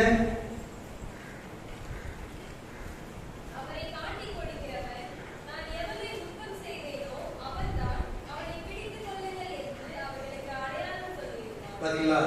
அவர் சொல்ற வார்த்தை பாருங்க, அவரை காட்டி கொடுக்கிறவன் நான் எவனை முத்தம் செய்வனோ அவன் தான், அவனை பிடித்துக் கொள்ளுங்கள் என்று அவர்களுக்கு அடையாளம் சொல்லியிருக்கும். அப்ப இருக்கிறது 12 பேர் தான் இருக்கிறாங்க. ஒருத்தர் இங்க வந்து அங்க 11 சீசர்கள் தான் இருப்பாங்க. அந்த 11 சீசர்கள் வந்து இயேசுவை போல தான் நம்ம இருந்திருக்கோம். அப்ப அதுல அடையாளம் சொல்றாங்க. அப்ப இயேசுவை போல 11 சீசர்களும் அதே போல தான் இருந்திருக்கணும். அப்ப பாருங்க அவன் அடையாளம் சொல்றாங்க. யாரை முத்தம் செய்யணும் அவன் என்ன செஞ்சாங்க? அவர்தான் இயேசு. அவரை பிடிச்சு கொள்ளுங்க அப்படின்னா ஒரு முத்தம் கொடுத்த உடனே என்ன செஞ்சாங்க? இயேசுவை பிடித்துக் கொண்டாங்க. பிடிச்சு கொண்டு என்ன செய்றாங்க? அவர் காய்பாபா அரண்மனைக்கு கொண்டு போறாங்க. முதலாவது காய்பாபா அரண்மனை நோக்கி போறாங்க. இப்ப சீசர்கள் எல்லாம் என்ன செஞ்சாங்க? மீதி 10 பேர் ஓடிட்டாங்க. பயம் ஓடிட்டாங்க. யூதாசும் பேதுரும் மாத்திரம் தான் அரண்மனைக்கு போறாங்க. இயேசு பின்னால போறாங்க. இப்ப இயேசுவை கொண்டு போயாச்சு. காய்வா இடத்துக்கு போயிட்டாங்க. அவங்க விசாரிக்கிறாங்க. ரோமாவுடைய ஆட்சியை எப்படியாவது கவிழ்த்து போடுவான், எப்படியாவது நம்ம என்ன செய்யணும்? கொலை செய்ய வேண்டும் என்று அவர்கள் திட்டங்களை அங்கே வகுக்கிறார்கள். அப்ப வகுத்த உடனே பாருங்க இயேசுவை என்ன செய்யறாங்க? அப்பொழுது இயேசுடைய முகத்துல என்ன செய்யறாங்க? துப்புறாங்க. பாருங்க இயேசுடைய முகத்துல துப்புறாங்க. சிலர் பாருங்க இயேசுவை கன்னத்துல அடிக்கிறாங்க. இப்ப பேசிக்கொண்டு இருக்கும்போது இந்த காரியங்கள் நடக்குது. இப்ப பேதுரு பார்க்கிறாரு. உள்ள அவரு போயிருக்கிறார். யூதாசு போயிருக்கிறார். இப்ப பேதுரு பார்க்கிறார். நான் இயேசுவோட கடைசி வரைக்கும் உயிரை கொடுப்பேன்னு சொன்ன பேதுரு அங்க நடக்கிற காரியங்களை எல்லாம் பார்த்த உடனே என்ன செய்றாரு? மறுதளிக்கிறார். இயேசுக்கு எனக்கு இல்ல சம்பந்தம் கிடையாது. சபிக்கவும் சத்தியம் பண்ணுமா அது தொடங்கிறார். அப்ப பாருங்க இயேசுவுக்கு இந்த பல காரியங்கள் கொடுமைகள் நடந்து கொண்டு இருக்கு. அப்ப இதை என்ன செய்றாரு? யூதாஸ் காரியத்தை பார்த்து கொண்டே இருக்கு. அப்ப யூதாஸ் காரியத்துக்கு பாருங்க அப்பொழுது அவரை காட்டி கொடுத்த யூதாஸ் அவரை மரண ஆக்கினைக்குள் தீர்க்கப்பட்டதை கண்டு மனஸ்தாபப்படலாம். நினைச்சுதான் பாருங்க மனஸ்தாபப்பட்டு 30 வெள்ளி காசை பிரதான ஆசாரிகள் எடுக்கும் 30 எடுக்கும் திரும்ப கொண்டு வரலாம் பாருங்க. இவர் அடிக்கிறத சித்திரவதை பார்க்கலாம். என்ன நினைச்சிருப்பாங்க தெரியுமா? என்னுடைய கணிப்பு நான் சொல்றேன் உங்ககிட்ட, அது உண்மையா பொய்யான்னு தெரியல. இயேசுவை காட்டி கொடுக்கிற 30 வெள்ளி காசு கிடைக்காத 2 அடி அடிச்சுட்டு நினைச்சிருவாங்க. இயேசுவை விட்டுருவாங்கன்னு அவன் நினைச்சிருப்பான். ஆனா இவங்க என்ன செஞ்சுட்டாங்க?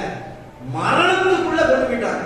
இப்ப மரணத்துக்குள்ள கொண்டு போனோம்னு யூதாஸ் காரியத்தை பார்க்கிறாரு. நம்ம இயேசுவை 2 அடி அடிச்சுதான் விடுவாங்கன்னு நினைச்சு அவரை என்ன செய்றாங்க? கொலை செய்கிற அளவுக்கு கொண்டு போயிட்டாங்களே என்று சொல்லி அந்த 30 வெள்ளி காசு எடுக்கிறான். 30 மறுபடியும் கொண்டு வரான். ஐயா, அந்த 30 வெள்ளி காசு எடுக்க முடியுங்க, எனக்கு வேண்டாம், இயேசுவை விடுதலை செய்யுங்க என்று சொல்லி நான் என்ன செஞ்சிருப்பான்? 30 கால்களில் கைகளில் என்ன செஞ்சிருப்பான்? விழுந்திருக்கலாம், விழுந்திருப்பான். ஒரு மனுஷனால என்ன செய்ய முடியும்? விழுந்திருக்க கூடும். அப்ப பாருங்க, அவங்க சொல்றாங்க பாருங்க, அந்த மத்தேயு 27:3-4 பாருங்க, அவன் சொல்ல பாருங்க, குற்றமில்லாத ரத்தத்தை காட்டி கொடுத்திருந்தால் பாவம் செய்தேன். ஒரு குற்றம் அறியலையே, நான் காட்டி கொடுத்தேன், நான் என்ன செய்தேன்? பாவம் செய்தேன். அவர்கள் அதற்கு பாருங்க, எங்களுக்கு என்ன, அது முன்பாடு என்று சொல்லுகிறார். எங்களுக்கு என்னப்பா, அது ஓப்பாடு, உன் கடமை முடிஞ்சிட்டு, உனக்கு 30 வெள்ளிக்காசை தந்தாச்சு, அவ்வளவுதான் போ அப்படின்னாங்க. இவர் பாருங்க மனஸ்தாபப்பட்டு பாருங்க, இயேசுவை காட்டி கொடுத்தோமே விட்டுவாங்க நினைச்சாங்க. இயேசுக்கு மரணத்துக்கு ஏதாவது கொண்டு போறாங்களே என்று சொல்லி அது பாருங்க, அவன் வெள்ளி காசை தேவாலயத்தில் பாருங்க அவன் எரிந்து விட்டு பாருங்க வெளியே போய் நாண்டு கொண்டு சென்றான். பாருங்க, அவனுக்கு ஒரு மனஸ்தாபம். அவன் இருக்க அந்த உலகத்துல நிறைய பாவங்கள், ரகசிய பாவங்கள் இருக்கிறோம். இந்த உலகத்துல பாவத்தை பாருங்க நம்ம நினைக்கிறோம் மரணம் தான் அப்படின்னு நினைக்கிறோம். யூதாசை போல பேதுரு பாருங்க அதே குற்றத்தை தான் செஞ்சாரு. ஆனா பேதுரு பாருங்க மறுபடியும் என்ன செஞ்சாரு? அவருடைய காரியங்கள் எல்லாம் ஆண்டவர்கள் ஒப்பு கொடுத்து ஆடுது. அவர் ஆண்டவருக்குள்ளே ஒரு பெரிய சுவாசியாக இருந்தார். ஆனா யூதாஸ் காரியத்தை பாருங்க அவசரப்பட்டு என்ன செஞ்சாரு?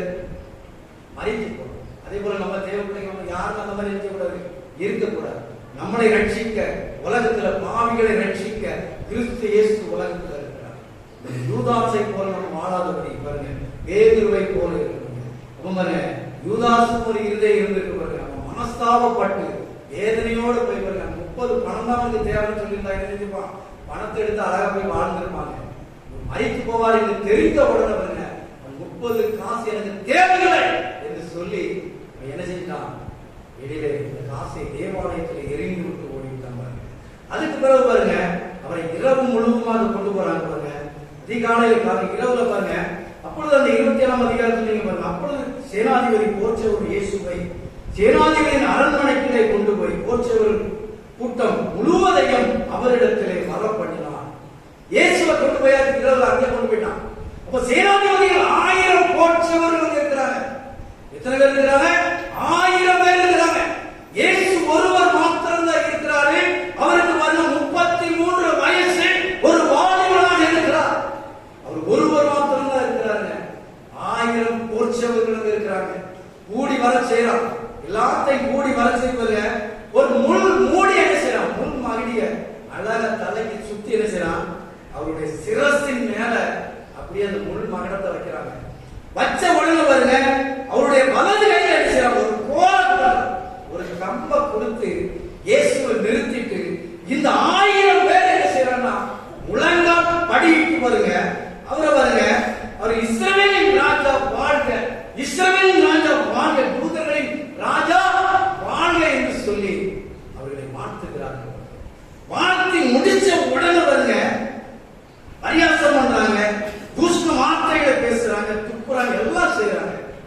இயேசுக்கு ஒரு கம்பு கொடுத்தா பாத்தீங்களா? ஒரு சிப்பாய் வந்து பாருங்க, அந்த கம்பை போல இயேசுவிடத்துல வாங்கி பாருங்க, அவர் தலையில ஓங்கி அடிதான் பாருங்க. தலையில அடிச்ச உடனே அந்த முள்கள் எல்லாம் என்ன செஞ்சு தலைக்குள்ளே உள்ளே போன உடனே அவர் வாலிபன் மகனாக இருந்தபடியினால அந்த ரத்தங்கள் பீருட்டு அடித்தது பாருங்க. அந்த ரத்தங்கள் வெளியே வந்த உடனே பாருங்க, நம்மளுடைய சாப கட்டுகளை உடைத்தார். அல்லேலூயா, அல்லேலூயா. நம்மளுடைய சாப கட்டுகளை உடைத்தார் பாருங்க. நிந்திக்கிறாங்க, எல்லாம் செய்யறாங்க, அவமானப்படுத்துறாங்க, எல்லாம் செய்யறாங்க. 1000 போர்ச்சவர்களையும் கர்த்தராகிய இயேசு கிறிஸ்துவ பாருங்க துன்புறுத்துகிறார். இரவு முழுவதுமாக அவரை வச்சு என்னென்ன செய்யணுமோ எல்லா காரியம் அடிக்கிறாங்க, முகத்துல துப்புறாங்க பாருங்க. அவர் அன்புள்ளவராக இருக்கிறார். அவர் மறைஞ்சு போயிருக்கிறார். ஏன் மறைஞ்சு போகுது? நம்முடைய பாவங்களை, நம்முடைய அக்கிரமங்களை அவர் எல்லாவற்றையும் மாற்றுவதற்காக இயேசு இத்தனை கொடுமைகளையும் அங்கே பட்டுக்கொண்டே இருக்கிறார். அப்ப பாருங்க, அவர் உடுத்திருந்த சால்வை முதல்ல கலத்திட்டாங்க. அதுக்கு பிறகு பாருங்க, அடித்து எல்லாம் முடித்த பிறகு பாருங்க, அவருடைய சால்வை அவருடைய மேல போட்டு அடிச்சாங்க. அப்படி அதிகாலையில வெளியில கொண்டு வராங்க. இயேசுடைய ரத்தம் பூரா கிடைச்சு வெளியில போயிட்டு இரவு முழுவதும் சித்திரவதை. 1000 பேர் அடித்திருக்கலாம்.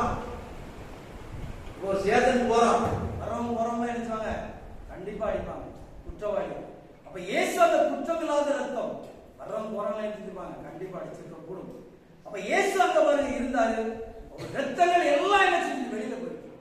அவருடைய வாலிப மகன் 33 வருஷமாக ஒரு வாலிப மகனாக இருக்கிறார். ரத்தம் முறை என்ன செஞ்சு வெளியில போயிட்டு ஒரு ரத்தம் இல்லை.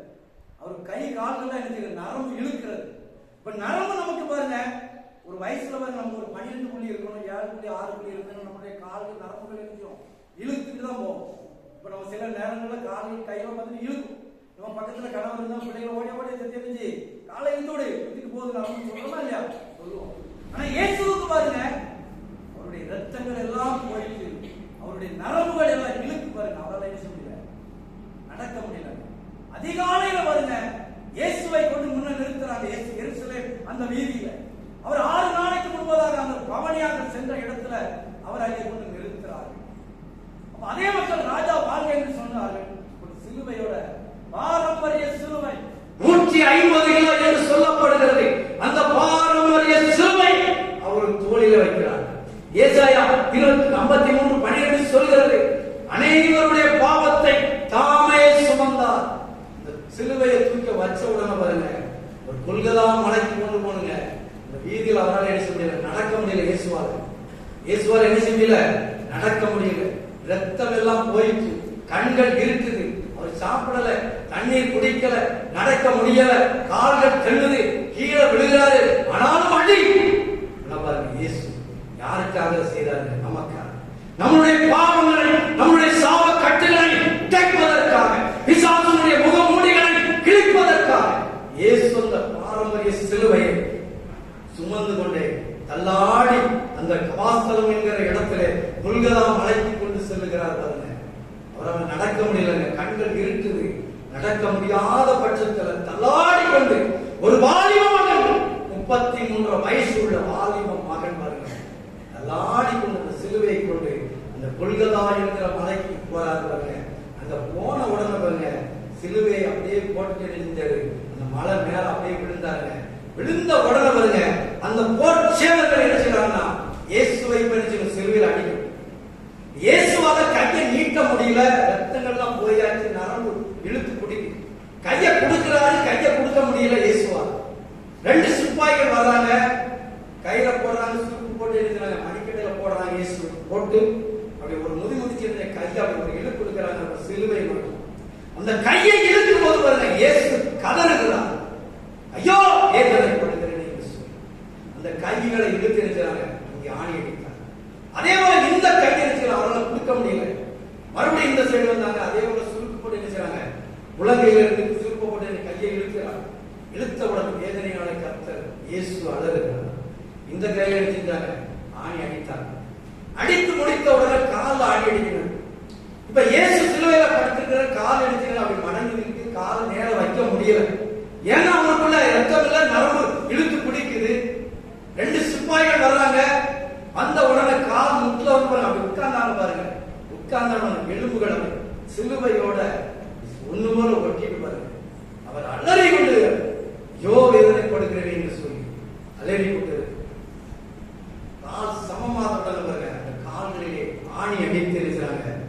அந்த கல்கதா மேற்ற கொண்டு இருக்கிறாங்க. அழகா அப்படின்னு இருக்கிறாங்க. இயேசுவை பாருங்க, அவர் முகம் பாருங்க பிரகாசம் உள்ளது. அவருடைய முகத்தை போல இந்த உலகத்துல யாருக்குமே கிடையாது. பூரண அழகு உள்ளவர்.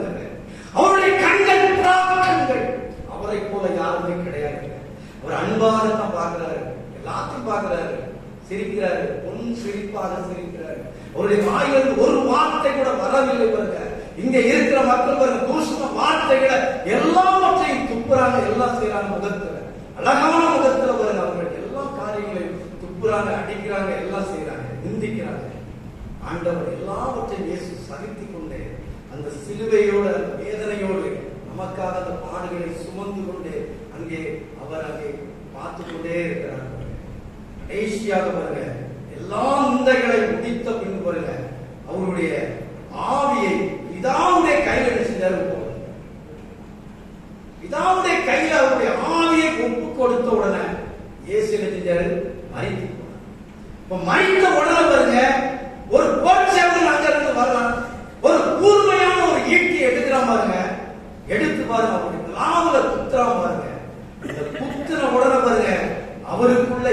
வருங்க தண்ணீரும் ஜலம் செஞ்சுட்டு வெளியில ஏற்பட்டு வருங்க. அவர் ரத்தத்தை மாத்திரம் கொடுக்கலாங்க நமக்கு. அவருக்குள்ள இருந்த தண்ணீரையும் ஜலத்தையும் நமக்காக கொடுத்தவர் இயேசு. பாருங்க, இத்தனை காரியங்களை இயேசு செய்திருக்கிறார். கர்த்தருக்காக நம்ம என்ன செய்திருக்கிறோம் நீங்க நினைக்கிறீங்க? ஆண்டவருக்காக நான் என்ன செய்திருக்கிறேன்? சினிமாவை விட்டிருக்கிறோமா? சீரியலை விட்டிருக்கிறோமா? தூசண வார்த்தைகளை விட்டிருக்கிறோமா? பொய் பேசுகிறதை விட்டிருக்கிறோமா? சிகரெட் குடிப்பதை விட்டிருக்கிறோமா? தண்ணி அடிப்பதை விட்டிருக்கிறோமா? ரகசிய பாவங்களை விட்டிருக்கிறோமா? இயேசுவுக்காக, இயேசு நமக்காக இத்தனை பாடுகளை சுமந்தவர் இயேசு. இன்னைக்கு நீங்க ஒப்புக்கொடுங்க, ஆண்டவரே நான் எந்தெந்த பாவங்கள் இருக்கு, இனி நான் பாவம் செய்ய மாட்டேன் என்று சொல்லி நீங்கள் ஒப்புக் கொடுக்கும்போது உங்களுடைய பெயர் ஜீவ புஸ்தகத்தில் எழுதப்படும். பாருங்க, ஆண்டவர் இத்தனை காரியங்களை கர்த்தர் செய்தார். பாருங்க, என் கையால் பாவம் செய்தேன், அவர் கைகளில் ஆணி அடிக்கப்பட்டது. என் கால்கள் தீய வழிகளில் நடந்து சென்றதால் அவருடைய கால்களில் ஆணி அடிக்கப்பட்டது. என் மாம்ச இச்சையால் அவர் திராவிலே காயப்பட்டார். என் அப்பாவுக்காக என் காயப்பட்டார். எனக்காக என் அப்பாவுக்கு 5 காயம், ஆழமான காயம், மறக்க முடியாது. இந்த காயங்களை என்ன செய்ய முடியாது, மறக்க முடியாது. இயேசுவுக்காக என்னங்க செய்திருக்கோம்? இயேசுக்காக இன்னைக்கு நம்ம ஒரு தீர்மானம் எடுக்கணும். ஆண்டவர் உங்களோட பேசிக்கொண்டு என்ன தீர்மானம் எடுக்கணும்? ஆண்டவரே நான் ஏதோ ஒரு பாவத்தை செய்யறேன், இன்னும் என்ன செய்ய மாட்டேன், வேண்டாம் ஆண்டவரே சொல்லி எனக்காக இத்தனை பாடுகளை நீங்க பட்டிருக்கிறீங்கப்பா, நீங்க செய்ய மாட்டேன்னு சொல்லி ஒப்பு கொடுக்கும் போது கர்த்தர் நம்மை ஆசீர்வதிப்பார். அல்லேலூயா, அல்லேலூயா. ஆண்டவர் வந்து மரித்து போனார். பிதாவிடத்துல அழக ஷேப்பா அவருடைய ஆவியை ஒப்பு கொடுத்தாரு. மரித்த ஆண்டவர் மண்ணோடு மண்ணா போனாரா? மற்றவர்களை போல என் தேவனாகிய கர்த்தர் சொன்னபடி 3ஆம் நாள் உயிர் தெழுந்தார். அல்லேலூயா, அல்லேலூயா.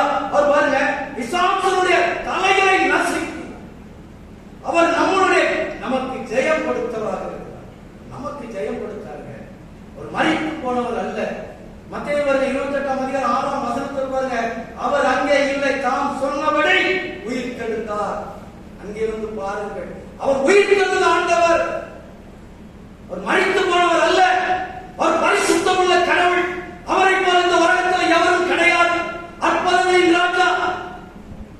பாருங்க, மரித்து போனவர் இல்லை. பாருங்க, அதான் சொல்லப்படுகிறது, அவர் அங்கே இல்லை, தாம் சொன்னபடி உயிர் தெழுந்தார். அந்த இடத்தை வந்து பாருங்கள். இயேசு இல்லைங்க, அவர் உயிர் தெழுந்த ஆண்டவராக இருக்கிறார். வசனம் வருவதும் வெறுமையாய் திரும்பாது. அவர் இம்மையிலும் மறுமையிலும் நம்மளோடு இருக்கிறவராக இருக்கிறார். பிதா குமாரன் பரிசுத்த ஆவியானவர், பிதா குமாரன் பரிசுத்த ஆவியானவர் என்னோடு பேசிக் கொண்டிருக்கிறார். பிதா குமாரன் பரிசுத்த ஆவியானவர் இந்த தேவாலயத்தில் உலாவிக் கொண்டிருக்கிறார். எத்தனை பேர் விசுவாசிக்கிறீங்க? அல்லேலூயா. பரிசுத்த ஆவியானவர் இந்த இடத்தில் உலாவிக் கொண்டிருக்கிறார். ஆண்டவருக்காக வைராக்கியம் பேதுருவை போல இருக்கும் பொழுது கர்த்தர் பெரிய ஆசீர்வாதங்களை தருவார். நம்ம இன்றைக்கு ஒப்பு கொடுப்போம். ஆண்டவர் எனக்காக இத்தனை பாரம்பரிய காரியங்களை செய்திருக்கிறீங்களா? உங்களுக்காக எதுவுமே செய்யலையே. உலகத்துல ஏதோ பிறந்த வளர்ந்த இருந்தா அவ்வளவுதான், எதுவுமே செய்யல. ஆண்டவர் உங்களுக்காக இன்னிலிருந்து ஒரு தீர்மானம் எடுக்கிறோம். இன்னிலிருந்து என்னுடைய குணங்களை மாற்றப் போகிற ஆண்டவர் என்று சொல்லி நீங்கள் ஒப்பு கொடுக்கும் போது கர்த்தர் ஆபிரகாம் குடும்பத்தை ஆசீர்வதித்தது போல உங்களுடைய குடும்பங்களையும் உங்களுடைய பிள்ளைகள் சந்ததிகளையும் கர்த்தர் ஆசீர்வதிப்பார். எத்தனை பேர் விசுவாசிக்கிறீர்கள்? அல்லேலூயா, அல்லேலூயா. ஆண்டவருக்காக வைராக்கியத்தோட வாழும்போது கர்த்தர் பெரிய ஆசீர்வாதங்களை கொடுப்பார். பிதா குமாரன் பரிசுத்த ஆவியானவர் இப்பொழுது பரிசுத்த ஆவியானவர் நம்மளுடைய உலாவிக் கொண்டிருக்கிறார், நம்மளுடைய பேசிக் கொண்டிருக்கிறார். ஒரே ஒரு கதை மாத்திரம் சொல்லிட்டு முடிச்சது. ஒரு ஊர்ல ஒரு அண்ணன் ஒரு பிரசங்கர் மலங்காட்டுல போய் ஜோம் பண்றார். ஜோம் பண்ண போயிருக்கிறார். மலையில இருந்து ஜோம் பண்ணிட்டே இருந்திருக்கிறார். கண்ணை மூடி ஜோம் பண்ணிட்டே இருந்திருக்கிறார். ஒரு பெரிய மரத்துல ஒரு கூடு குஞ்சிகள் சத்தங்கள் கேட்டுட்டே இருக்கு. ஒரு காதுல வந்து விழுந்துட்டே இருக்கு. குஞ்சிகள் சரி இருக்கு, 2 குஞ்சு கிடக்கு அப்படின்னு சொல்லி இவரு நினைச்சுட்டே இருக்கிறார். அப்ப அந்த காட்டுல பாத்தீங்கன்னா மூங்கில் மரத்துல அது கூடு கட்டி இருக்குது. அந்த மூங்கில் மரம் காத்துல ஆடுன உடனே நினைச்சிட்டு 2 தீ பிடிச்சு. மூங்கில் மரம் ரோஸ்னா தீ பிடிக்குன்னு சொல்றாங்க. மூங்கில் மரம் ரோஸ்ன உடனே தீ பிடிச்சு எரியுது. இப்ப அந்த ஊழியக்காரர் என்ன செய்யறாரு? கண்களை வச்சு பாக்குறாரு. அந்த கூட்டுக்கு மேல அந்த மரத்துல தீ பிடிச்சு போயிட்டே இருக்கு. இவர் காப்பாற்றணும்னு போறாரு. ஆனா என்ன முடியல, கிட்டத்துல போக முடியல. தீ அந்த குருவிகள் எல்லாம் பாருங்க, அந்த குஞ்சுகள் எல்லாம் கத்த ஆரம்பிக்குது. இந்த தாய் பறவை பாருங்க எங்க இருந்துதான் வந்ததுன்னு தெரியல. டக்குன்னு நினைச்சிட்டு அந்த கூட்டை சுத்தி அப்படியே ரவுண்ட் அடிக்கும். இந்த தாய் பறவை இந்த குஞ்சுகள் வந்து கீழே கத்துறத பார்த்து அப்படியே ரவுண்ட் அடிச்சுட்டே இருக்கு. ரவுண்ட் அடிச்ச உடனே பாருங்க தீ மேல பரபரமான போயிட்டே இருக்கு. இந்த தாய் பறவை என்ன செய்து அந்த கூட்டுக்குள்ள வந்து எடுத்து அப்படியே அமர்ந்து கொண்டது. அமர்ந்துட்டு இந்த ரெண்டு குஞ்சை சிறகுக்குள்ள வச்சு எடுத்து அழகாக அப்படியே படுத்துட்டு அடுத்த உடனே தீ துப்புன்னு எரிஞ்சு கூடு கரிஞ்சு அப்படியே கீழே வந்து விடுது. இந்த ஊழியக்காரர் திட்டத்துல போய் பார்த்துருக்கிறார். கூடு கரிஞ்சிட்டு அந்த தாய் பறவை எழுதிட்டு அப்படி கரிஞ்சு அப்படி கட்டையா இருந்தது. ஒரு உடனே எழுதிட்டு அப்படி தட்டி பார்த்த உடனே பாருங்க ரெண்டு குஞ்சுகள் வந்து அந்த சிறகுக்குள்ள இருந்து அந்த ரெண்டு குஞ்சுகள் உயிரோட போகும். அல்லேலூயா. அதே மாதிரி நம்மளுடைய தகப்பன் பாருங்க நமக்காக சிலுவையிலே மரித்தார். நம்மளுடைய பாவக்கட்டுகளை, சாபக்கட்டுகளை, மரணக்கட்டுகளை எல்லாவற்றையும் பாருங்க அவர் அங்கே சுமந்து நமக்காக உயிரை தியாகம் செய்தார். இயேசுவை போல ஒரு தகப்பனாக இருந்து இந்த குருவையை போல நம்ம என்ன செஞ்சாரு, பிசாசு கிட்ட இருந்து செஞ்சாரு. அழகா செட்டைக்குள்ள வச்சு செஞ்சாரு, பாதுகாத்து இன்னைக்கு நம்மள என்ன செஞ்சுக்காரு, இந்த உட்கார வச்சு அழகா அவருடைய வார்த்தைகளை கேட்க வச்சிருக்கிறாரு. ஆயுசு காலங்களை கூட்டி கொடுத்திருக்கிறாரு. 10 கட்டளை கொடுத்திருக்கிறாரு. இந்த 10 கட்டளைகளின்படி நடக்கும்போது பாருங்க ஆண்டவர் தீர்க்காயுசையும் தீர்க்காயிலை கொடுப்பார். அவருடைய வார்த்தைகளை நம்ம கீழ்ப்படிந்து நடக்கும்போது கர்த்தர் பெரிய ஆசீர்வாதங்களை தருவார். ஆபிரகாம் ஆசீர்வதித்த தேவன் நம்முடைய குடும்பங்களை, பிள்ளைகளை ஆசீர்வதிப்பார்கள்.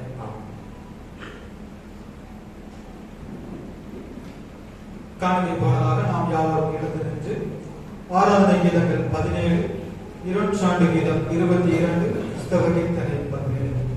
கண்களை மூடியிருப்பேன் கண்களை ஆராதனை கீதங்கள் 17, இருட்சாண்டு கீதம் 22, கிறிஸ்தவ கீர்த்தனை 17.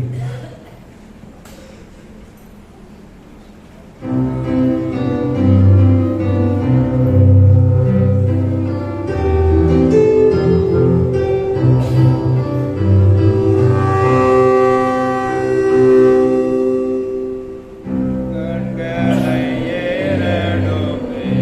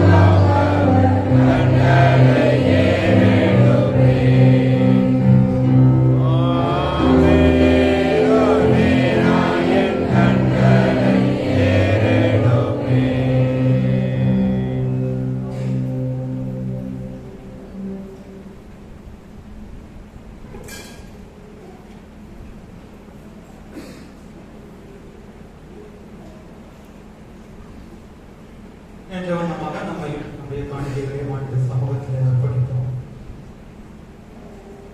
அன்பின் நல்ல ஆண்டவரே, இந்த மகிமையான வேலைக்காக மக்கள் நன்றி செலுத்துகிறோம். அப்பா, இந்த மகிமையான வேலைகளும் ஆண்டவரே இந்த சமூகத்திலே ஒருமித்து கூடி வந்து ஆண்டவரே விருப்பத்தின்படி சமூகத்திலே காணிக்கைகளை படைப்பதற்கு தந்த கிருபைக்காக மக்கள் நன்றி செலுத்துகிறோம். அப்பா, படைக்கப்பட்ட பை காணிக்கைகள், சோஸ்திர காணிக்கைகள் ஒவ்வொன்றையும் கருத்தில் அர்ப்பணித்து ஜெபிக்கிறோம்.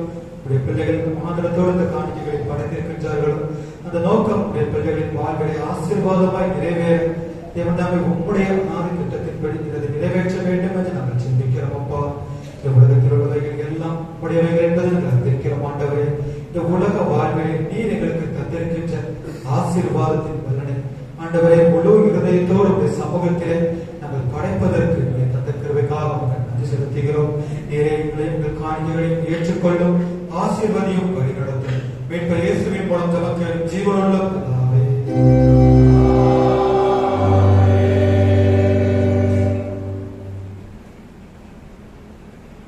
யாவர் புலங்கள் படிட்டு பொதுவான சோஸ்திர ஜபத்தை சேர்க்கிறார்கள். ஆராதனைக்கு 521 பக்கம். சர்வ வல்லமையுள்ள தேவனே, சர்வ ஜீவ தயாபர பிதாவே, அவதான நமது அடியாராகிய எங்களுக்கும் மற்றெல்லாம் மனிதருக்கும் தேவனின் பற்பல கிருபைக்காகவும் அன்புள்ள தயவுக்காகவும் நாங்கள் மிகுந்த தாழ்மையோடும் முழு இருதயத்தோடும் அந்த சோஸ்திரம் செலுத்துகிறோம். தேவனின் சிருஷ்டித்தற்காகவும் காப்பாற்றுவதற்காகவும் இம்மைக்குரிய எல்லா ஆசீர்வாதங்களுக்காகவும் துதிக்கிறோம். விசேஷமாக கர்த்தராகிய இயேசு கிறிஸ்துவினாலே உலகத்தை மீட்டுக் கொண்ட வேண்டியாகவும் அன்புக்காகவும் கிருபை நன்மைகளுக்காகவும் மகிமை நம்பிக்கைக்காகவும் உங்கள் சோஸ்திரம் செலுத்துகிறோம். நாங்கள் உண்மையாய் நன்றறிந்தவர்களாயிருக்கோம். எங்களை ஒரு ஊழியத்துக்கு ஒப்புக் கொடுத்து எங்கள் வாழ்நாள் எல்லாம் உமக்கு முன்பாக பரிசுத்தம் நீதியுடன் நடக்கவும், எங்கள் வாக்கினாலே மாத்திரமல்ல எங்கள் நடக்கையினாலும் புகழை புஸ்தகப்படுத்தவும் தேவனின் செய்தவர்கள் எல்லாவற்றையும் கொள்ளும் உணர்வு நாங்கள் செய்ய வேண்டும் என்று எங்கள் கர்த்தராகிய இயேசு கிறிஸ்துவினாய் வேண்டிக் கொள்கிறோம். அவருக்கும் தேவனுக்கும்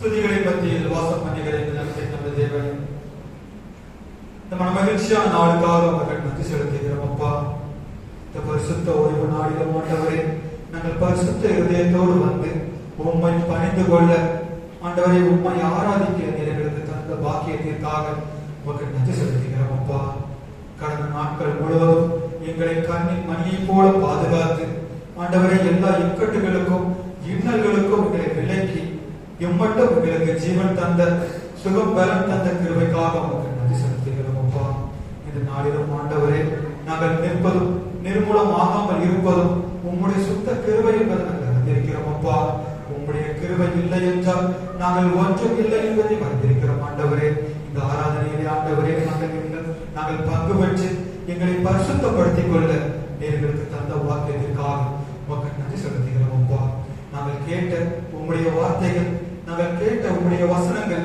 ஒன்றும் ஆண்டவரே எங்கள் வாழ்வில் பலனற்று விடாதபடி உம்முடைய வார்த்தையினாலும் உம்முடைய வசனத்தினாலும் ஆண்டவரே இருதயத்தை நீர் பரிசுத்தப்படுத்தி எழுத வேண்டும் என்று நாங்கள் ஜெபிக்கிறோம். அப்பா, உமக்கு முன்பாக நாங்கள் உண்மையும் நீதியும் உள்ளவர்களாக நடப்பதற்கு ஆண்டவரே எங்கள் இருதயத்தில் சுத்தம் உள்ளவர்களாக எங்கள் அனுதின வாழ்விலை ஆண்டவரே உண்மை தரிசிக்க நீர் எங்களுக்கு கிருபை செய்ய வேண்டும் என்று நாங்கள் ஜெபிக்கிறோம். அப்பா, இந்த நாளிலும் ஆண்டவரே சபையின் பிள்ளைகளை உம்முடைய கரத்தில் அர்ப்பணித்து ஜெபிக்கிறோம். அப்பா, சிறியவர்கள் முதற்கொண்டு பெரியவர்கள் வரை உடைய பிள்ளைகளை பேர்களாக உடைய கரத்தில் அர்ப்பணிக்கிறோம். ஆண்டவரே, விசேஷமாக சிறுபிள்ளைகளுக்காக உடைய சமூகத்திலே வருகிறோம். ஆண்டவரே, சிறுபிள்ளைகள் இடத்தில் வருகிறதற்கு இடம் கொடுங்கள், அவர்களை தடை பண்ணாதீர்கள் என்று சொல்ல கர்த்தர். ஆண்டவரே, சிறு வயதில் இருந்து பெற்றோர்கள் பிள்ளைகளை உம்முடைய வழியில் வளர்க்கவும் நடத்தவும் கிருபை செய்ய வேண்டும் என்று ஜெபிக்கிறோம். அப்பா, ஆண்டவரே உம்முடைய சமூகத்திலே கேட்ட பொழுது பிள்ளையை எப்படி வளர்க்க வேண்டும் என்று கேட்ட பொழுது நீர் கொடுத்த ஆலோசனையும் போல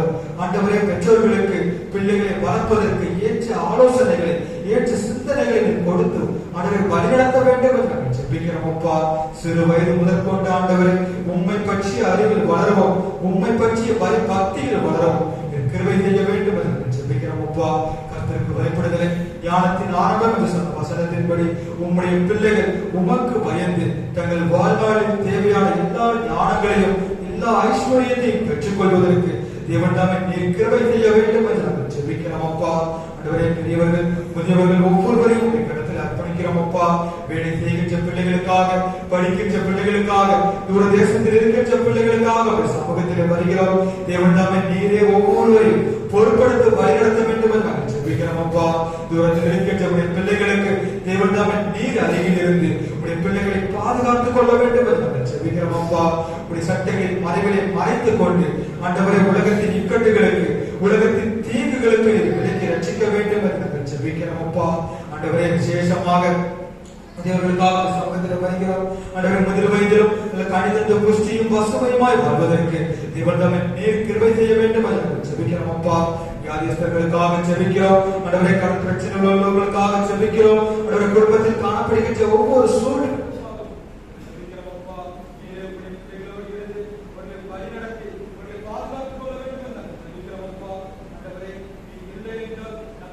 இல்லை என்பதை தெரிவிக்கிறோம் அப்பா. என் மாத்திரங்களை பொறுப்படுத்திக் கொள்ள வேண்டும் என்று ஜெபிக்கிறோம் அப்பா. விசேஷமாக ஆண்டவரே கர்ப்பத்தின் கனிக்காக ஜெபிக்கின்ற பிள்ளைகள், திருமண காரியங்களுக்காக ஜெபித்துக் கொண்டிருக்கின்ற ஒவ்வொரு பிள்ளைகளுக்காகவும் ஜெபிக்கிறோம் அப்பா. வேலைக்காக காத்துக் கொண்டிருக்கின்ற ஒவ்வொரு பிள்ளைகளையும் என் கண்ணோக்கி பார்க்க வேண்டும் என்று ஜெபிக்கிறோம் ஆண்டவரே. ஏற்ற வேலையிலே ஏற்ற ஆசீர்வாதத்தை தருவேன் சொல்லி வாக்கு கொடுத்த தேவன் ஆண்டவரை இம்மட்டும் பாதுகாத்து வழிநடத்தி ஆண்டவரை தங்கள் வாழ்வினை எல்லாவற்றையும் சகலவும் நன்மைக்கு ஏதுவாக என் பிள்ளைகள் சுந்தரித்துக் கொள்ள என் கிருபை செய்ய வேண்டும் என்று ஜெபிக்கிறோம் அப்பா. ஆண்டவரே கல்வாரி சிலுவையிலே நீர் எங்களுக்காக சிந்திய உம்முடைய இரத்தத்தை நாங்கள் நினைவுகூர்ந்து பார்க்கிறோம் அப்பா.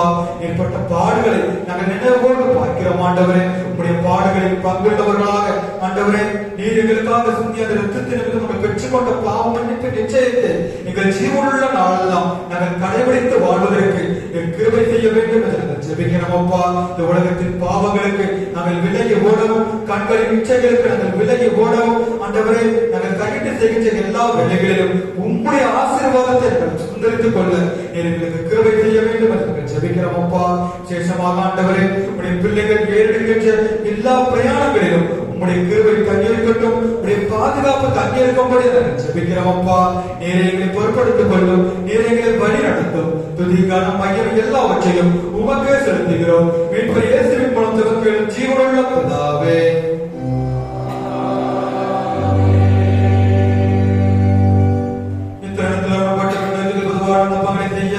எங்களுக்கு தீர்வெடுத்து சர்வ வல்லமை தேவன் இரண்டு பகவான் மூன்று பகவான் நாளை கூடி வரும்பொழுது அவர்கள் கேட்கிற வாக்கு இருக்கிறது கர்த்தாவே.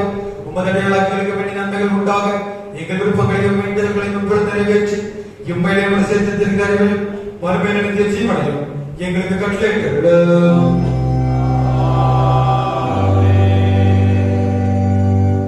நம்முடைய கர்த்தராகிய இயேசு கிறிஸ்துவின் கிருபை, பிதாவாகிய தேவனுடைய அன்பும் பரிசுத்த ஐக்கியமும் நம் அனைவரோடும் என்றும் என்றும் சதாகாலம் தங்கி இருப்பதாக.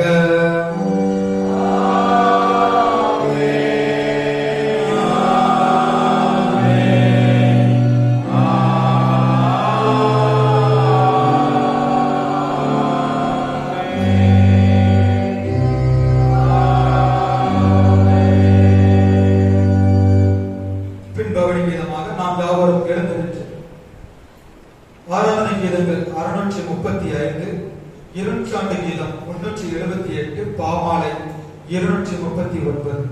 இயேசு கற்பித்தார் ஒளி வீசது. ஆராதனை கீதங்கள் 635, இருநூற்றாண்டு கீதம் 378, பாமாலை 239.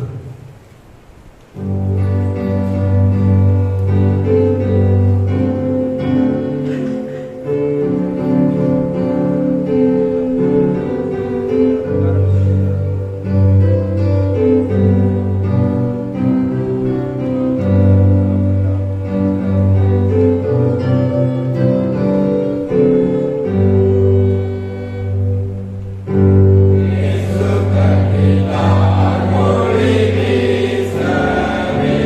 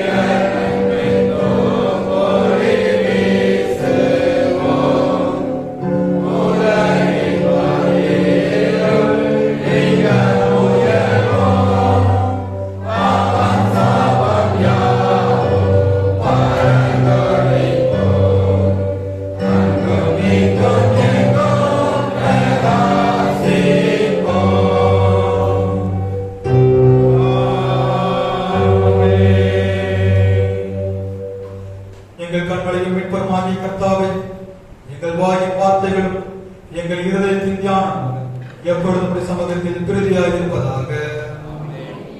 கர்த்தர் உங்களோடு இருப்பாராக. தேவ சமாதானத்துடனே போய்